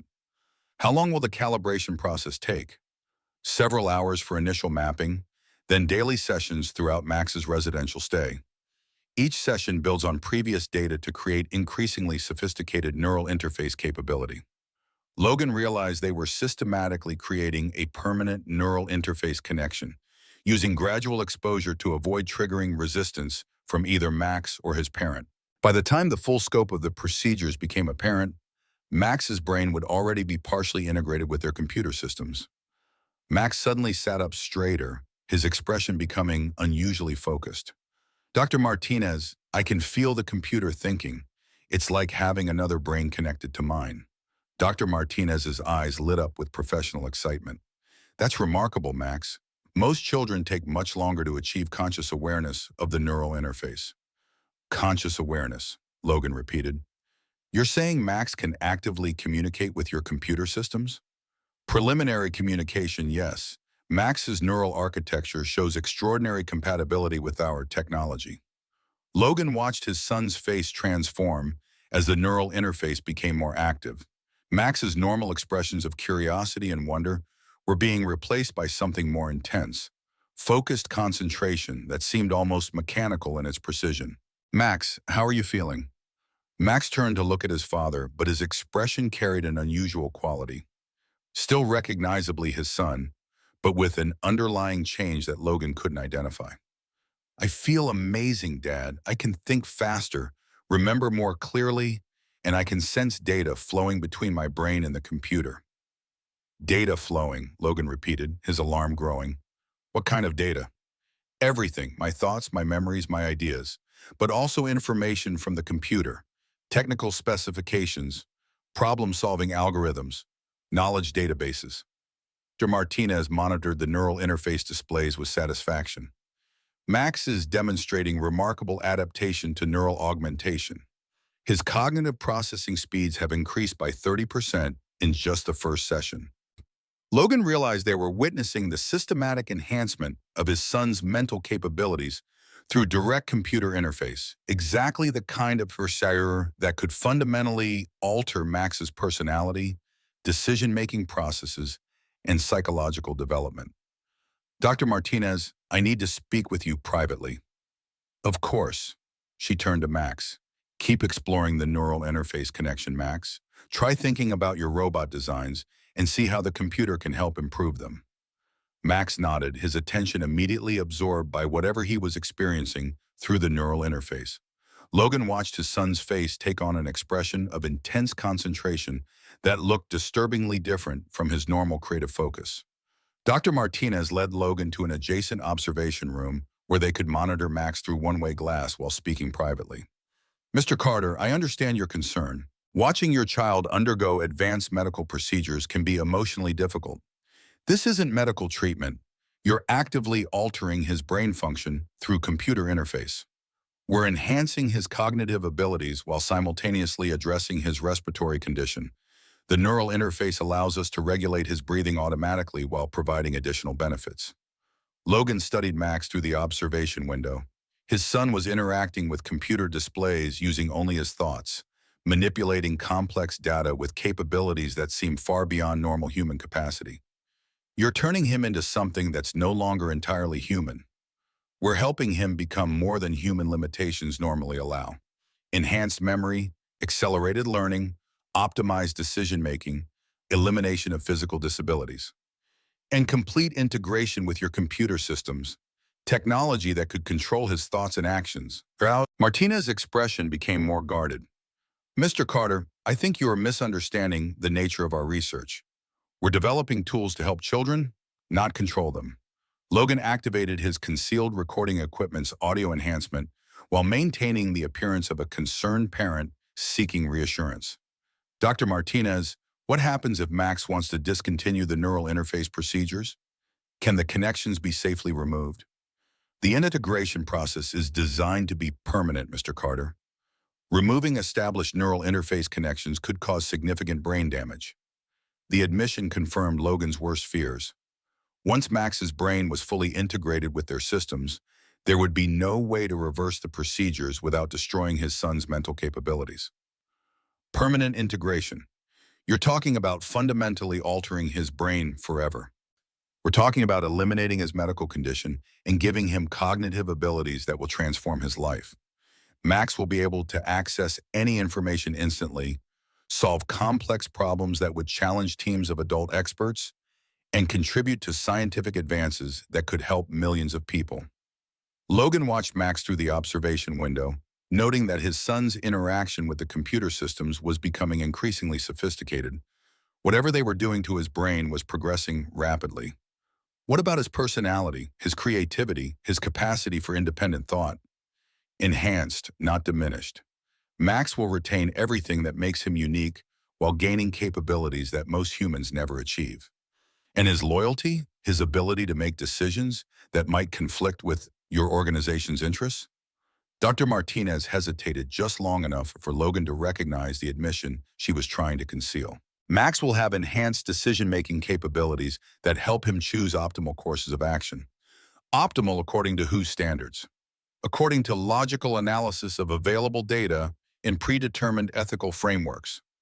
Logan felt cold understanding wash over him. They weren't just enhancing Max's cognitive abilities, they were programming his decision-making processes to align with predetermined parameters. His son would retain his intelligence and creativity, but lose his capacity for truly independent thought.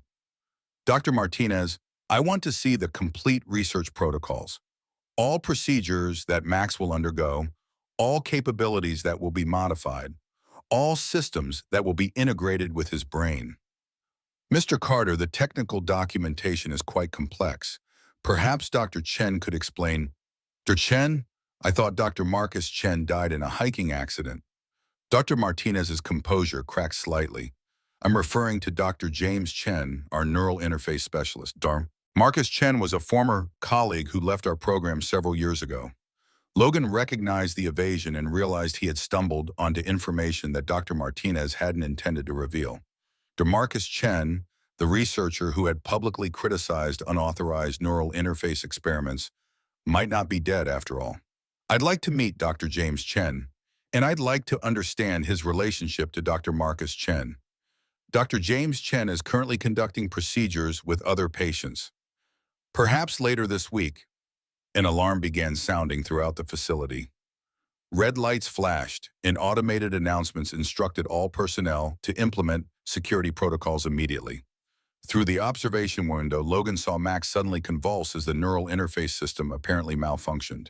His son's body went rigid, his eyes rolled back, and the monitoring equipment began displaying warning signals. What's happening to him? Logan rushed toward the door separating them from Max's room. Dr. Martinez blocked his path. Mr. Carter, please remain calm.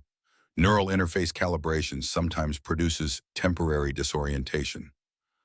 Logan pushed past her and entered Max's room, where his son was now unconscious, while the monitoring equipment continued displaying emergency alerts. Max! Max! Can you hear me?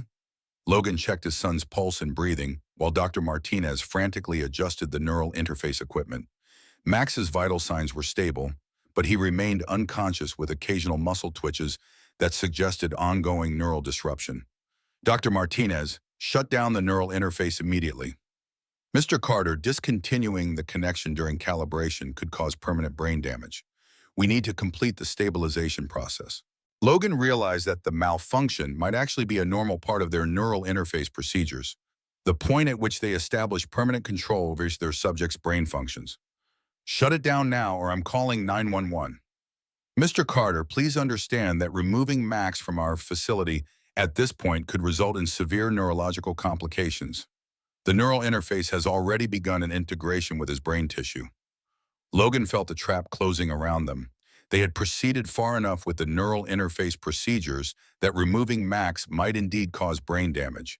But leaving him in their control would certainly result in the systematic destruction of his independent thought and personality.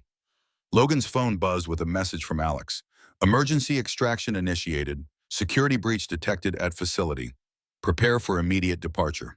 The alarm that had been sounding wasn't related to Max's condition. It was Alex's extraction team beginning their assault on the facility. Explosions echoed from other parts of the warehouse as Alex's operatives systematically disabled aerodynamics security systems. The facility's lights flickered, backup power systems activated, and Logan heard the distinctive sound of flashbang grenades being deployed in adjacent areas. Dr. Martinez spoke rapidly into a communication device. Code Black, hostile extraction in progress. Secure all research subjects immediately. Logan realized that Max wasn't the only child being subjected to neural interface procedures. Other families had been manipulated into delivering their children to this facility, where researchers were systematically converting brilliant young minds into programmable assets. Max's eyes suddenly opened, but his expression was wrong, too focused, too controlled, lacking the spontaneous curiosity that characterized his normal personality. Dad? Max said in a voice that sounded like his own, but carried an underlying mechanical quality. Dr. Martinez says we need to stay here for my safety. The neural interface requires careful monitoring. Logan studied his son's face, looking for signs of the boss he knew beneath whatever the neural interface had done to his mind. Max, do you remember designing robots to help sick children? Do you remember wanting to build things that would make the world better? Max paused, his expression flickering between the controlled focus imposed by the neural interface and glimpses of his natural personality. I remember. I think I remember. Dad, something feels different. Like part of my brain isn't entirely mine anymore. Logan felt hope surge as he realized that Max was fighting against the neural interface's control, his natural strength of will resisting the programming they were attempting to impose. Max, I need you to fight whatever they've done to your mind. You're stronger than their machines.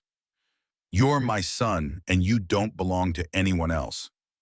Max's expression became more animated as his natural personality began reasserting itself. Dad, I can feel the computer trying to tell me what to think, but I don't want to think what it wants me to think. Dr. Martinez moved toward the neural interface control systems. Mr. Carter, Max's resistance to the integration process could cause permanent psychological damage. We need to complete the procedure to ensure his safety. Logan stepped between her and the equipment. You're not touching him again. The sound of approaching footsteps echoed from the corridor outside. Alex's extraction team was moving through the facility, but Logan wasn't sure whether they would reach Max's room before Aerodynamics' security forces regained control. Logan helped Max sit up while keeping careful watch on Dr. Martinez. Buddy, we're leaving this place right now. Can you walk? Max nodded, though his movement seemed unsteady. Dad, there are other kids here. I could hear them through the neural interface connection. They're scared. Logan's heart clenched as he realized the scope of Aerodynamics' operation. Multiple children were being subjected to neural interface procedures. Their families manipulated into cooperation through medical desperation and emotional manipulation. Max, where are the other children? Can you sense their locations through the neural interface? Max closed his eyes, his expression becoming intensely concentrated. 3 floors down, underground levels. There are 7 other kids. Some of them have been here for months. Logan realized they couldn't simply escape while leaving other children trapped in this facility. But attempting to rescue multiple victims would exponentially increase the risks to Max's safety. Dr. Martinez spoke into her communication device again. Subject resistance higher than expected. Recommend immediate sedation and forced completion of neural interface integration. Logan heard the clinical language that reduced his son to an experimental subject whose resistance needed to be overcome through chemical restraint and forced neural programming. The door to Max's room suddenly exploded inward as Alex's extraction team breached the facility's security. 3 operatives in tactical gear entered with weapons raised, moving with the professional efficiency that Logan recognized from his own military experience. Logan Carter? The team leader's voice carried authority despite being filtered through a tactical mask. That's us. My son has been subjected to unauthorized neural interface procedures. Other children are being held in underground levels. Understood. We're here to extract you and gather evidence of illegal activities. Dr. Martinez raised her hands in surrender but continued speaking into her communication device. Security breach in residential level. Multiple subjects require immediate evacuation to secure facilities. Logan realized that Herodnamics had contingency plans for exactly this situation, protocols for moving their research subjects to alternate locations if their primary facility was compromised. Alex, they're planning to move other children to backup facilities. We need to prevent that evacuation. The team leader activated his communication system. Control, subjects located in underground levels. Request immediate support for multiple victim extraction. Max suddenly gripped Logan's arm with surprising strength. Dad, the neural interface is trying to take control again. It's getting stronger. Logan looked at his son's face and saw the mechanical focus returning, overwhelming Max's natural personality as the neural interface systems reasserted control over his brain functions. Alex, the neural interface is still active. It's attempting to override my son's consciousness. Medical team en route. We have specialists who can safely disconnect neural interface systems. Dr. Martinez's expression became more desperate. Mr. Carter, disconnecting established neural interfaces without proper medical protocols could kill your son. The connections have already integrated with critical brain functions. Logan studied the monitoring equipment, looking for shutdown procedures that might safely disable the neural interface without causing brain damage. Alex, I need technical support. The neural interface appears to be taking increasing control of Max's brain functions. Technical specialist incoming. Hold position and maintain subject stability. Max's expression was flickering between his natural personality and the controlled focus imposed by the neural interface. Logan could see his son fighting against the programming, but the technological systems were becoming increasingly dominant. Dad, Max said in a voice that carried both his natural warmth and an underlying mechanical quality, I love you, but I think I'm losing the fight against the machine. Logan gripped his son's shoulders, looking directly into his eyes. Max, you're the strongest, smartest, most creative person I know. No machine can change who you are inside. Fight it, buddy. Fight for your own mind. Max nodded, his expression becoming more determined. I won't let them steal my thoughts. I won't let them turn me into a robot. The sound of additional explosions echoed through the facility as Alex's team systematically disabled Herodnamics' operations and began extracting other children from the underground levels. But Logan's focus remained entirely on his son's struggle against the neural interface that was attempting to steal his consciousness and replace it with programmable obedience. The war for Max's mind was reaching its climax, and Logan would do whatever it took to ensure his son emerged victorious. The technical specialist who arrived with Alex's extraction team looked barely older than a teenager, but her hands moved over the neural interface equipment with the confidence of someone who understood the technology intimately. She wore tactical gear, marked with insignia Logan didn't recognize, and her approach to the complex control systems suggested specialized training in neural interface disruption. Dr. Sarah Kim, formerly of Herodynamics Research Division, she introduced herself while rapidly analyzing the monitoring displays. I helped develop this technology before I discovered what they were really using it for. Logan felt a surge of hope. Can you safely disconnect my son from their systems? Dr. Kim's expression was grim as she studied Max's neural interface readings. The integration is more advanced than I expected. They've established connections to multiple brain regions, not just respiratory control centers. Disconnection will require precise sequencing to avoid permanent damage. Max gripped Logan's hand tightly, his voice carrying the mechanical undertones that indicated ongoing neural interface control. Dad, I can feel them trying to change my memories, making me think their ideas are my own ideas. Fight it, buddy. Remember who you are. Remember building robots to help other kids. I'm trying, but it's getting harder to tell which thoughts belong to me. Dr. Kim began isolating neural interface connections while monitoring Max's brain activity for signs of distress. Max, I need you to focus on specific memories that are definitely yours. Think about moments with your father that made you happy. Max closed his eyes, his expression becoming intensely concentrated. Building robots at our kitchen table. Dad teaching me about systems engineering. Mrs. Patterson reading science books with me. Logan watched the monitoring displays as Dr. Kim gradually reduced the neural interface's influence over Max's brain functions. Each disconnected pathway showed immediate changes in his son's neurological activity. Good, Max. The interface can copy thoughts, but it can't replicate genuine emotions. Focus on how much you love your father. Max's expression began returning to normal as more neural pathways were freed from artificial control. I love my dad more than anything in the world. He works 3 jobs to buy my medicine. He stays awake when I have asthma attacks. He listens to all my robot ideas even when he's exhausted. Logan felt tears forming as he heard his son's natural voice returning, free from the mechanical qualities imposed by the neural interface. Kim continued her disconnection procedures while Alex's team secured the area.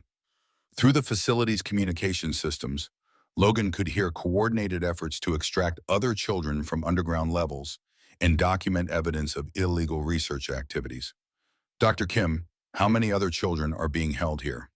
17 at last count, ages 6 to 14, all with genetic profiles that make them ideal for neural interface integration. Max suddenly opened his eyes, his expression showing clear recognition and natural emotion. Dad, I can think clearly again. The machine thoughts are gone. Logan pulled his son into a tight embrace, feeling overwhelming relief as Max's natural personality fully reasserted itself. Buddy, are you really okay? Do you feel like yourself again?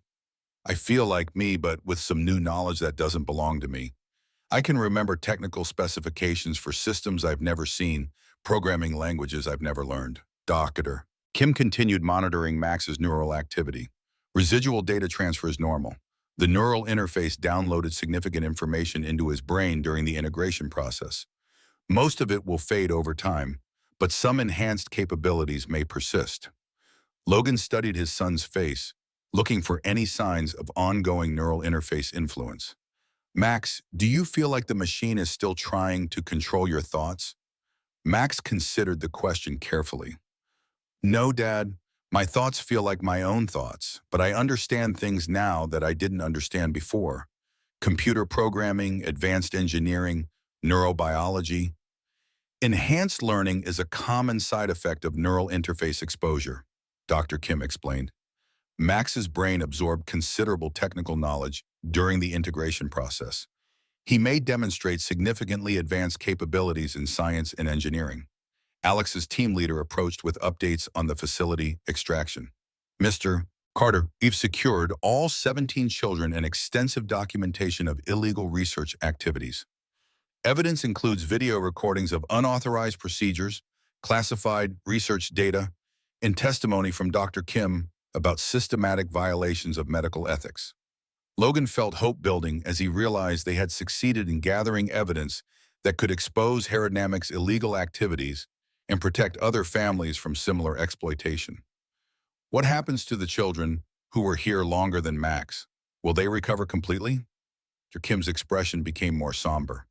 Some children have been subjected to months of neural interface integration. Reversal is possible, but they may retain permanent modifications to their cognitive abilities and decision-making processes. Max looked up at his father with concern.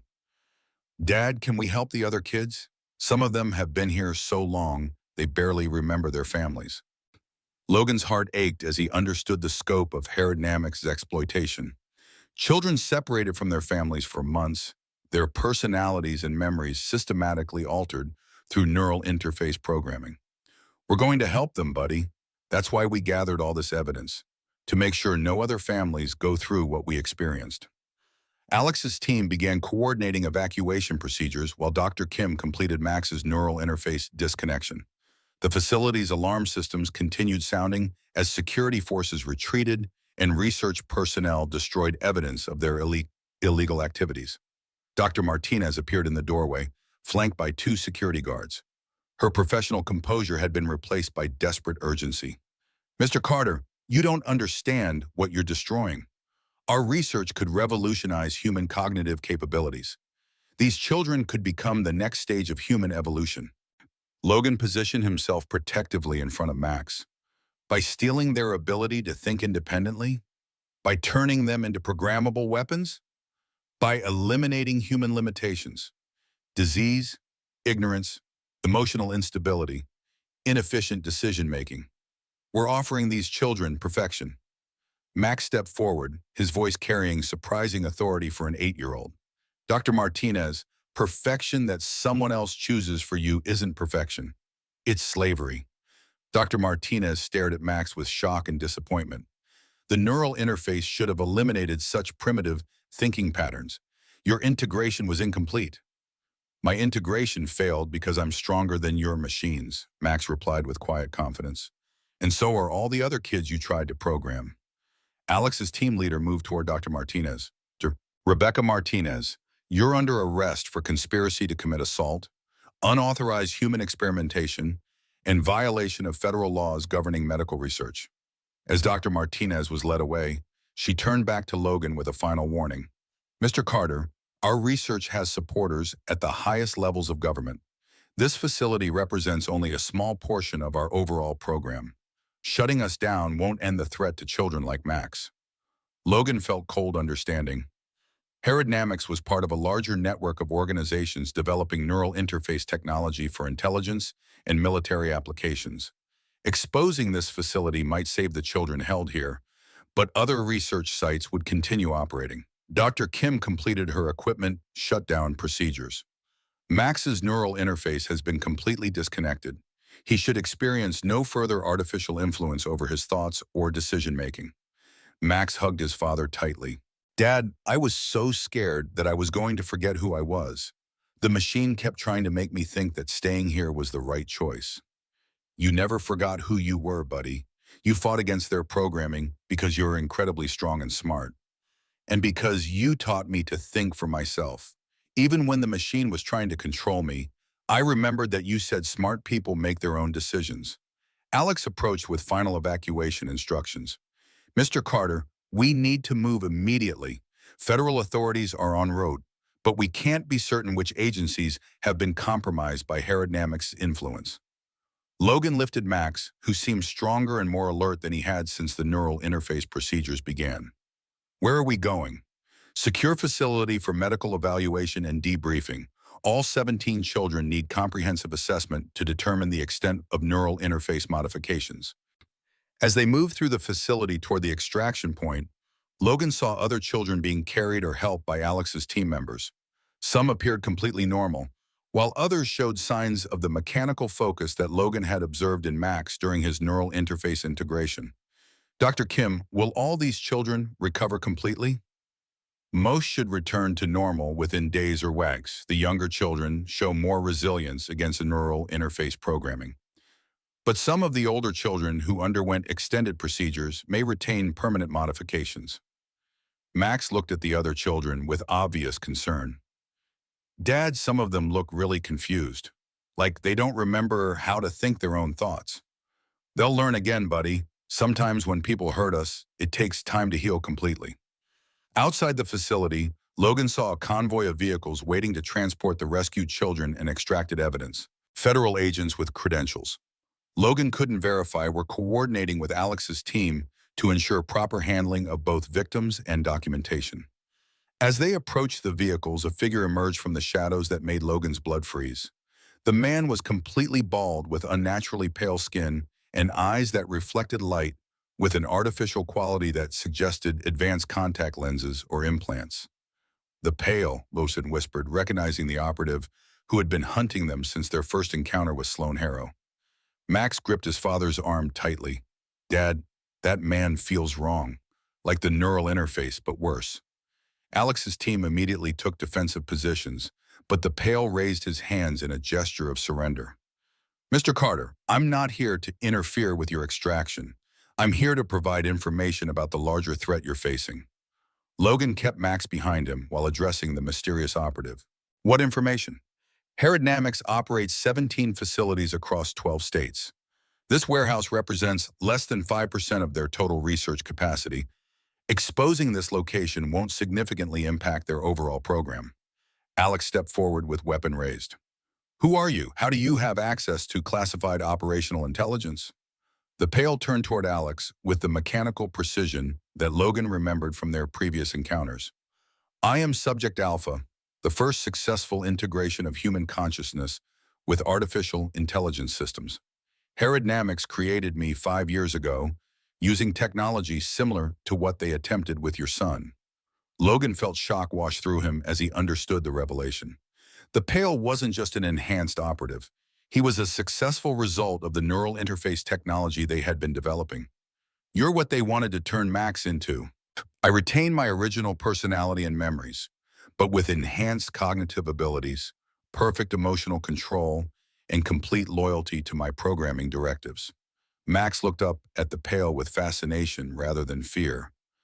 But you're helping us escape. Doesn't that violate your programming? The pale's expression flickered with something that might have been humor. My programming includes a directive to protect children from unnecessary harm. Herodynamics' current research methods violate that directive. Logan began understanding the complexity of the pale's situation. Enhanced with neural interface technology, but retaining enough independent thought to recognize moral contradictions in his assignments. What do you want from us? Dr. Marcus Chen is still alive. He's being held at Herodynamics' primary research facility in Montana. He's been subjected to neural interface integration against his will, but he's retained enough independence to continue gathering evidence of their illegal activities. Alex lowered her weapon slightly. Dr. Chen was reported dead 3 years ago. His death was fabricated to explain his disappearance into classified research programs. He's been trying to escape and expose Herodynamics' activities, but his neural interface programming prevents him from acting directly against the organization. Logan processed this information while maintaining protective positioning around Max. Why are you telling us this? Because Dr. Chen has access to evidence that could shut down all 17 facilities simultaneously. Complete documentation of illegal research, classified government authorization, and proof of systematic violation of international laws governing human experimentation. Max tugged on Logan's sleeve. Dad, if we could save Dr. Chen and get his evidence, we could help all the kids at the other places too. Logan looked at his son's expression of determination and felt both pride and terror. Max had just escaped from neural interface programming, and now he wanted to risk everything to help other children facing similar threats. Max, that would be incredibly dangerous. We've already taken enough risks. But Dad, you taught me that smart people help other people when they can. Dr. Chen needs help, and the other kids need someone to protect them. Alex studied the pale with calculating assessment. What kind of facility security are we talking about for this Montana location? Military-grade protection, armed guards, advanced surveillance systems, classified authorization that prevents normal law enforcement intervention. Extraction would require significant resources and planning. The pale nodded. I can provide facility layouts, security protocols, and timing for optimal approach. But the mission would need to occur within 72 hours. Why the time constraint? Dr. Chen's neural interface programming is being upgraded. After the upgrade, he'll lose his capacity for independent thought permanently. Logan felt the weight of decision pressing down on him. They had successfully rescued Max and exposed one aerodynamics facility, but 17 other locations continued exploiting children. Dr. Chen represented their best hope for stopping the entire program, but attempting his rescue would put Max back in danger. Max looked up at his father with absolute trust. "Dad, what do you think we should do?" Logan studied his son's face. Brilliant, determined, completely recovered from the neural interface programming, and willing to risk his own safety to protect other children. "I think," Logan said slowly, "that sometimes doing the right thing means accepting risks that scare us." Alex activated her communication system. "Control, we have intelligence about additional facilities and a potential source of comprehensive evidence. Request authorization for extended operations." The Pale handed Logan a device that looked like an advanced smartphone. "Secure communication system. Dr. Chen will contact you within 24 hours with specific instructions for his extraction." "How do I know this isn't a trap?"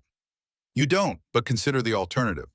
Herodynamics continues operating, more children disappear into their research programs, and the technology they're developing gets deployed for intelligence and military applications." Logan pocketed the device while maintaining eye contact with the Pale. "If this is a trap, if anything happens to my son, I will find you." "Mr. Carter, my programming prevents me from harming children. Your son is safer with me than with most fully human operatives." As the Pale disappeared back into the shadows, Alex coordinated the final stages of their extraction. Logan and Max were placed in an armored vehicle with several other rescued children, beginning what would likely be their final journey away from the life they had known. "Dad," Max said as they drove through the pre-dawn darkness, "are you scared about helping Dr. Chen?" Logan considered lying to protect his son from adult anxieties, but Max had proven himself capable of handling difficult truths. "I'm terrified, buddy, but I'm also proud of you for wanting to help other kids, even after everything you've been through. I was scared when the machine was trying to control my thoughts, but I knew you would save me, so I kept fighting." Logan pulled his son close, breathing in the familiar scent of his hair and feeling grateful beyond measure that Max had retained his natural personality despite everything aerodynamics had done to him. "We'll save Dr. Chen, and we'll stop them from hurting any more children. But whatever happens, we'll face it together." Max nodded with the quiet confidence that amazed Logan daily. "Together, Dad, just like always." Outside their vehicle, the city slowly awakened to another day, its inhabitants unaware that children in 17 research facilities were being subjected to neural interface programming designed to steal their capacity for independent thought. But Logan and Max were no longer helpless victims of a system too powerful to challenge. They had evidence, allies, and most importantly, they had each other. The war for children's minds was far from over, but they had won the first crucial battle. Dr. Chen's rescue would determine whether they could win the war entirely. As dawn broke over the horizon, Logan felt something he hadn't experienced since their ordeal began. Hope for a future where brilliant children like Max could develop their remarkable abilities without fear of exploitation by those who saw young minds as raw material for technological weapons. The road ahead remained dangerous, but they would travel it together, father and son, protector and protected, fighting for the safety of all children who deserve the right to think their own thoughts and choose their own futures. Whatever came next, Logan knew they were ready to face it. Max's courage, intelligence, and unbreakable spirit had proven stronger than the most advanced neural interface technology. Together, they could overcome any challenge. The Pale conspiracy had been exposed, but their mission to protect innocent children was just beginning. The secure medical facility where they brought the rescued children looked more like a luxury resort than a treatment center. But Logan's experience had taught him to be suspicious of appearances. Dr. Sarah Kim led comprehensive evaluations of all 17 children, while federal investigators processed the evidence Alex's team had extracted from the aerodynamics warehouse. Max underwent extensive neurological testing to assess any lingering effects from his neural interface exposure. The results were both reassuring and concerning. His natural cognitive abilities remained intact, but he had retained significant technical knowledge that shouldn't have been accessible to an 8-year-old. "Dad, I understand computer programming languages that I've never studied," Max explained while sketching increasingly sophisticated robot designs. When I think about engineering problems, solutions appear in my mind that use principles I've never learned. Dr. Kim reviewed Max's test results with Logan in a private consultation room. The neural interface downloaded extensive technical databases into Max's long-term memory. Most children lose this acquired knowledge within weeks, but Max's exceptional intelligence appears to be integrating the information permanently. Is that dangerous? Could the artificial knowledge somehow influence his personality or decision-making? We're monitoring for any signs of residual programming, but Max shows no evidence of artificial behavioral modification. His moral reasoning, emotional responses, and creative thinking all appear completely natural. Logan felt relief mixed with concern. Max had escaped Herodnamix's control with his personality intact, but carrying artificial knowledge that could make him a target for other organizations seeking to exploit enhanced cognitive abilities. Dr. Kim, what about the other children? Are they recovering as well as Max? Mixed results. The younger children are showing excellent recovery, but 3 of the older subjects retain significant behavioral modifications. They demonstrate enhanced cognitive abilities but seem incapable of questioning authority or making decisions that conflict with predetermined parameters. Logan understood the implications. Some children had been successfully converted into the programmable assets that Herodnamix had been trying to create. Brilliant minds capable of extraordinary problem solving, but lacking the independence to resist manipulation. The device the Pale had given Logan remained silent for 36 hours before finally activating with an incoming call. The voice that answered was familiar from news interviews and academic conferences. Dr. Marcus Chen, the neuroscientist whose supposed death had concealed his imprisonment in Herodnamix's research programs. Mr. Carter, I understand you've been gathering evidence against the neural interface programs. Logan activated recording equipment while Alex monitored the call for security. Dr. Chen, we thought you were dead. Herodnamix found it convenient to eliminate my public identity while keeping my expertise available for their research. I've spent 3 years documenting their illegal activities while pretending to cooperate with their program. The Pale said you have evidence that could shut down all their facilities. Complete documentation of 17 research sites, classified government authorizations, financial records showing congressional funding for illegal human experimentation, and video evidence of systematic violations of international law. Logan felt hope-building as he realized the scope of evidence Dr. Chen had compiled. What do you need from us? Extraction from their Montana facility within the next 48 hours. My neural interface programming is scheduled for upgrade procedures that will eliminate my capacity for independent thought permanently. Dr. Chen, my son was just rescued from neural interface programming. I can't put him at risk again. Mr. Carter, Max doesn't need to participate in the extraction. But without my evidence, Herodnamix will relocate their operations to international facilities beyond American law enforcement jurisdiction. Max looked up from his robot designs with obvious interest. Dad, Dr. Chen needs help just like we needed help. And if we don't stop them, other kids will be hurt like I was hurt. Logan studied his son's expression, seeing determination mixed with compassion that reminded him why Max was so special. Despite everything he had endured, his first concern remained helping other children. Max, this would be incredibly dangerous. Military-grade security, armed guards, classified facilities that operate outside normal legal oversight. But Dad, you taught me that smart people help other people when they can. Dr. Chen helped expose the truth about what they were doing to kids. Now we need to help him. Alex approached with tactical assessment reports. Logan, I've reviewed the Montana facility specifications. Extraction is possible, but it would require significant resources and coordination with federal authorities. What kind of federal authorities?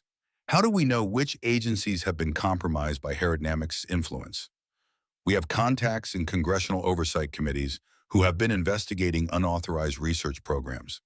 They can provide legal authorization and ensure proper handling of Dr. Chen's evidence. Dr. Kim joined the discussion with additional medical considerations. Mr. Carter, Dr. Chen's neural interface programming is more advanced than anything we encountered with the children.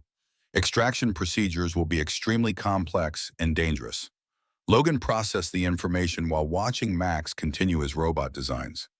His son had developed an uncanny ability to focus on creative projects while processing complex adult conversations, a skill that might have been enhanced by his neural interface exposure. Dr. Chen, if we attempt this extraction and succeed, what guarantees do we have that your evidence will actually shut down the entire program? Congressional hearings are already scheduled based on the evidence Alex's team gathered from the warehouse facility. My documentation would provide comprehensive proof of systematic violations that Congress cannot ignore or minimize.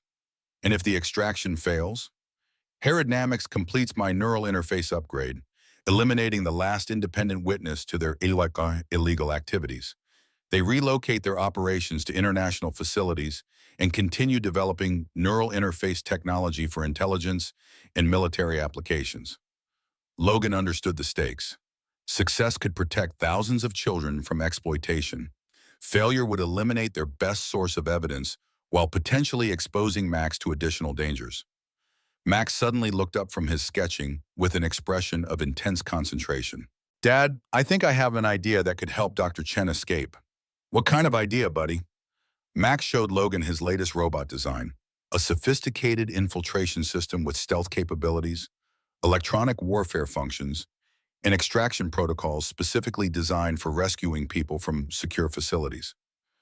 I know it's just a drawing, but what if we could build something like this? The neural interface gave me knowledge about advanced robotics and artificial intelligence. I understand systems that I couldn't understand before. Logan studied the design with amazement. Max had created a comprehensive rescue system that incorporated technology beyond anything Logan had encountered in military applications. Max, this is incredibly sophisticated. How did you know to include these specific capabilities? The artificial knowledge feels like memories of things I've learned, even though I never actually learned them. When I think about helping Dr. Chen, solutions appear that use advanced technology. Dr. Kim examined Max's robot design with professional interest. Logan, this isn't just childish imagination. Max is describing legitimate engineering concepts that could theoretically be implemented with current technology. Alex studied the design specifications with tactical assessment. Some of these capabilities already exist in classified military systems. If Max's enhanced knowledge includes details about advanced robotics, he might be describing feasible extraction methods. Logan felt both pride and concern as he realized his son's neural interface exposure had given him access to knowledge that could revolutionize rescue operations while potentially making him a target for organizations seeking to exploit such capabilities. Max, even if we could build something like this, it would take months or years to develop the technology. But Dad, what if we didn't need to build it from scratch? The artificial knowledge includes information about existing systems that could be modified for rescue operations. Alex activated her communication equipment. Control, we need technical consultation on advanced robotic systems, possible applications for high-security facility penetration. Logan watched his son explain sophisticated engineering concepts to adults with decades of specialized training. Max's natural intelligence, enhanced by artificial knowledge from his neural interface exposure, was producing insights that could change the nature of rescue operations. Dr. Chen, Logan said into the communication device, my son may have developed extraction methods that could significantly improve success probability. Can you provide detailed facility specifications for analysis? Mr. Carter, I can transmit complete architectural plans, security protocols, and personnel schedules. But time is critical. My neural interface upgrade is scheduled in 36 hours. Over the next several hours, Max worked with Alex's technical team to refine his robot design based on Dr. Chen's facility intelligence. The collaboration produced extraction plans that impressed even experienced military operatives. Logan, Alex said after reviewing the final proposals, your son has designed infiltration methods that are genuinely innovative. Some of his concepts could be implemented using modified existing technology. Max looked up from his work with obvious excitement. Dad, we could really help Dr. Chen escape, and maybe help other people who are trapped in places like that. Logan felt torn between pride in his son's remarkable abilities and terror at the thought of Max becoming involved in dangerous extraction operations. Buddy, even if we can help Dr. Chen, I want you to understand that this kind of work is incredibly risky. People could get hurt. including us. I understand, Dad, but remember what you taught me about doing the right thing even when it's scary? Dr. Chen is scared and trapped, just like I was trapped by the neural interface. We have to help him. Dr. Chen's voice crackled through the communication system. Mr. Carter, I've been monitoring Herodynamics' internal communications. They're accelerating my neural interface upgrade to tomorrow morning. If extraction doesn't occur within 18 hours, the opportunity will be lost permanently. Logan looked at Max, who was staring back with absolute trust and determination. His son had survived neural interface programming through intelligence, courage, and unbreakable will. Now he wanted to use his enhanced abilities to save someone else facing similar dangers. Alex, what are the realistic success probabilities for extraction within 18 hours? With conventional methods, approximately 30%. Using Max's modified approach, possibly 60 to 70%. And the risks to civilian safety? Significantly reduced with Max's stealth-focused strategy. His design minimizes direct confrontation while maximizing extraction efficiency. Logan made his decision. Chen, we're proceeding with extraction. Alex, coordinate with federal authorities for legal authorization and backup support. Max hugged his father tightly. Thank you, Dad. I know it's scary, but we're doing the right thing. Logan held his son close, feeling overwhelmed by love and terror in equal measure. Max, you're the bravest, smartest, most compassionate person I know. But if anything happens during this mission, your safety comes first. Always. I understand, Dad, but nothing's going to happen. We're going to save Dr. Chen, stop the bad people from hurting kids, and then go home to build real robots that help people. As Alex's team began implementing Max's extraction strategy, Logan watched his son continue refining technical specifications with the focused intensity that had always characterized his approach to problem solving. The neural interface exposure had given Max knowledge beyond his years, but it hadn't changed his fundamental character. Brilliant, creative, determined to use his abilities to help others. Tomorrow would bring their most dangerous mission yet. But Logan felt confidence building as he observed the sophisticated rescue plan his 8-year-old son had designed. Whatever happened at the Montana facility, they would face it together, father and son, protector and protected, fighting for the freedom of a man whose evidence could save thousands of children from exploitation. The Pale Conspiracy had targeted Max for his unique abilities, but they had underestimated the strength of his character and the power of his compassion. Now those same abilities would be used to strike back against the organization that had tried to steal his mind and enslave his consciousness. Chen's rescue would be more than an extraction. It would be a declaration that children's minds belong to themselves, not to researchers who saw young intellects as raw material for technological weapons. The final battle for children's cognitive freedom was about to begin, and Logan knew they were ready to win it.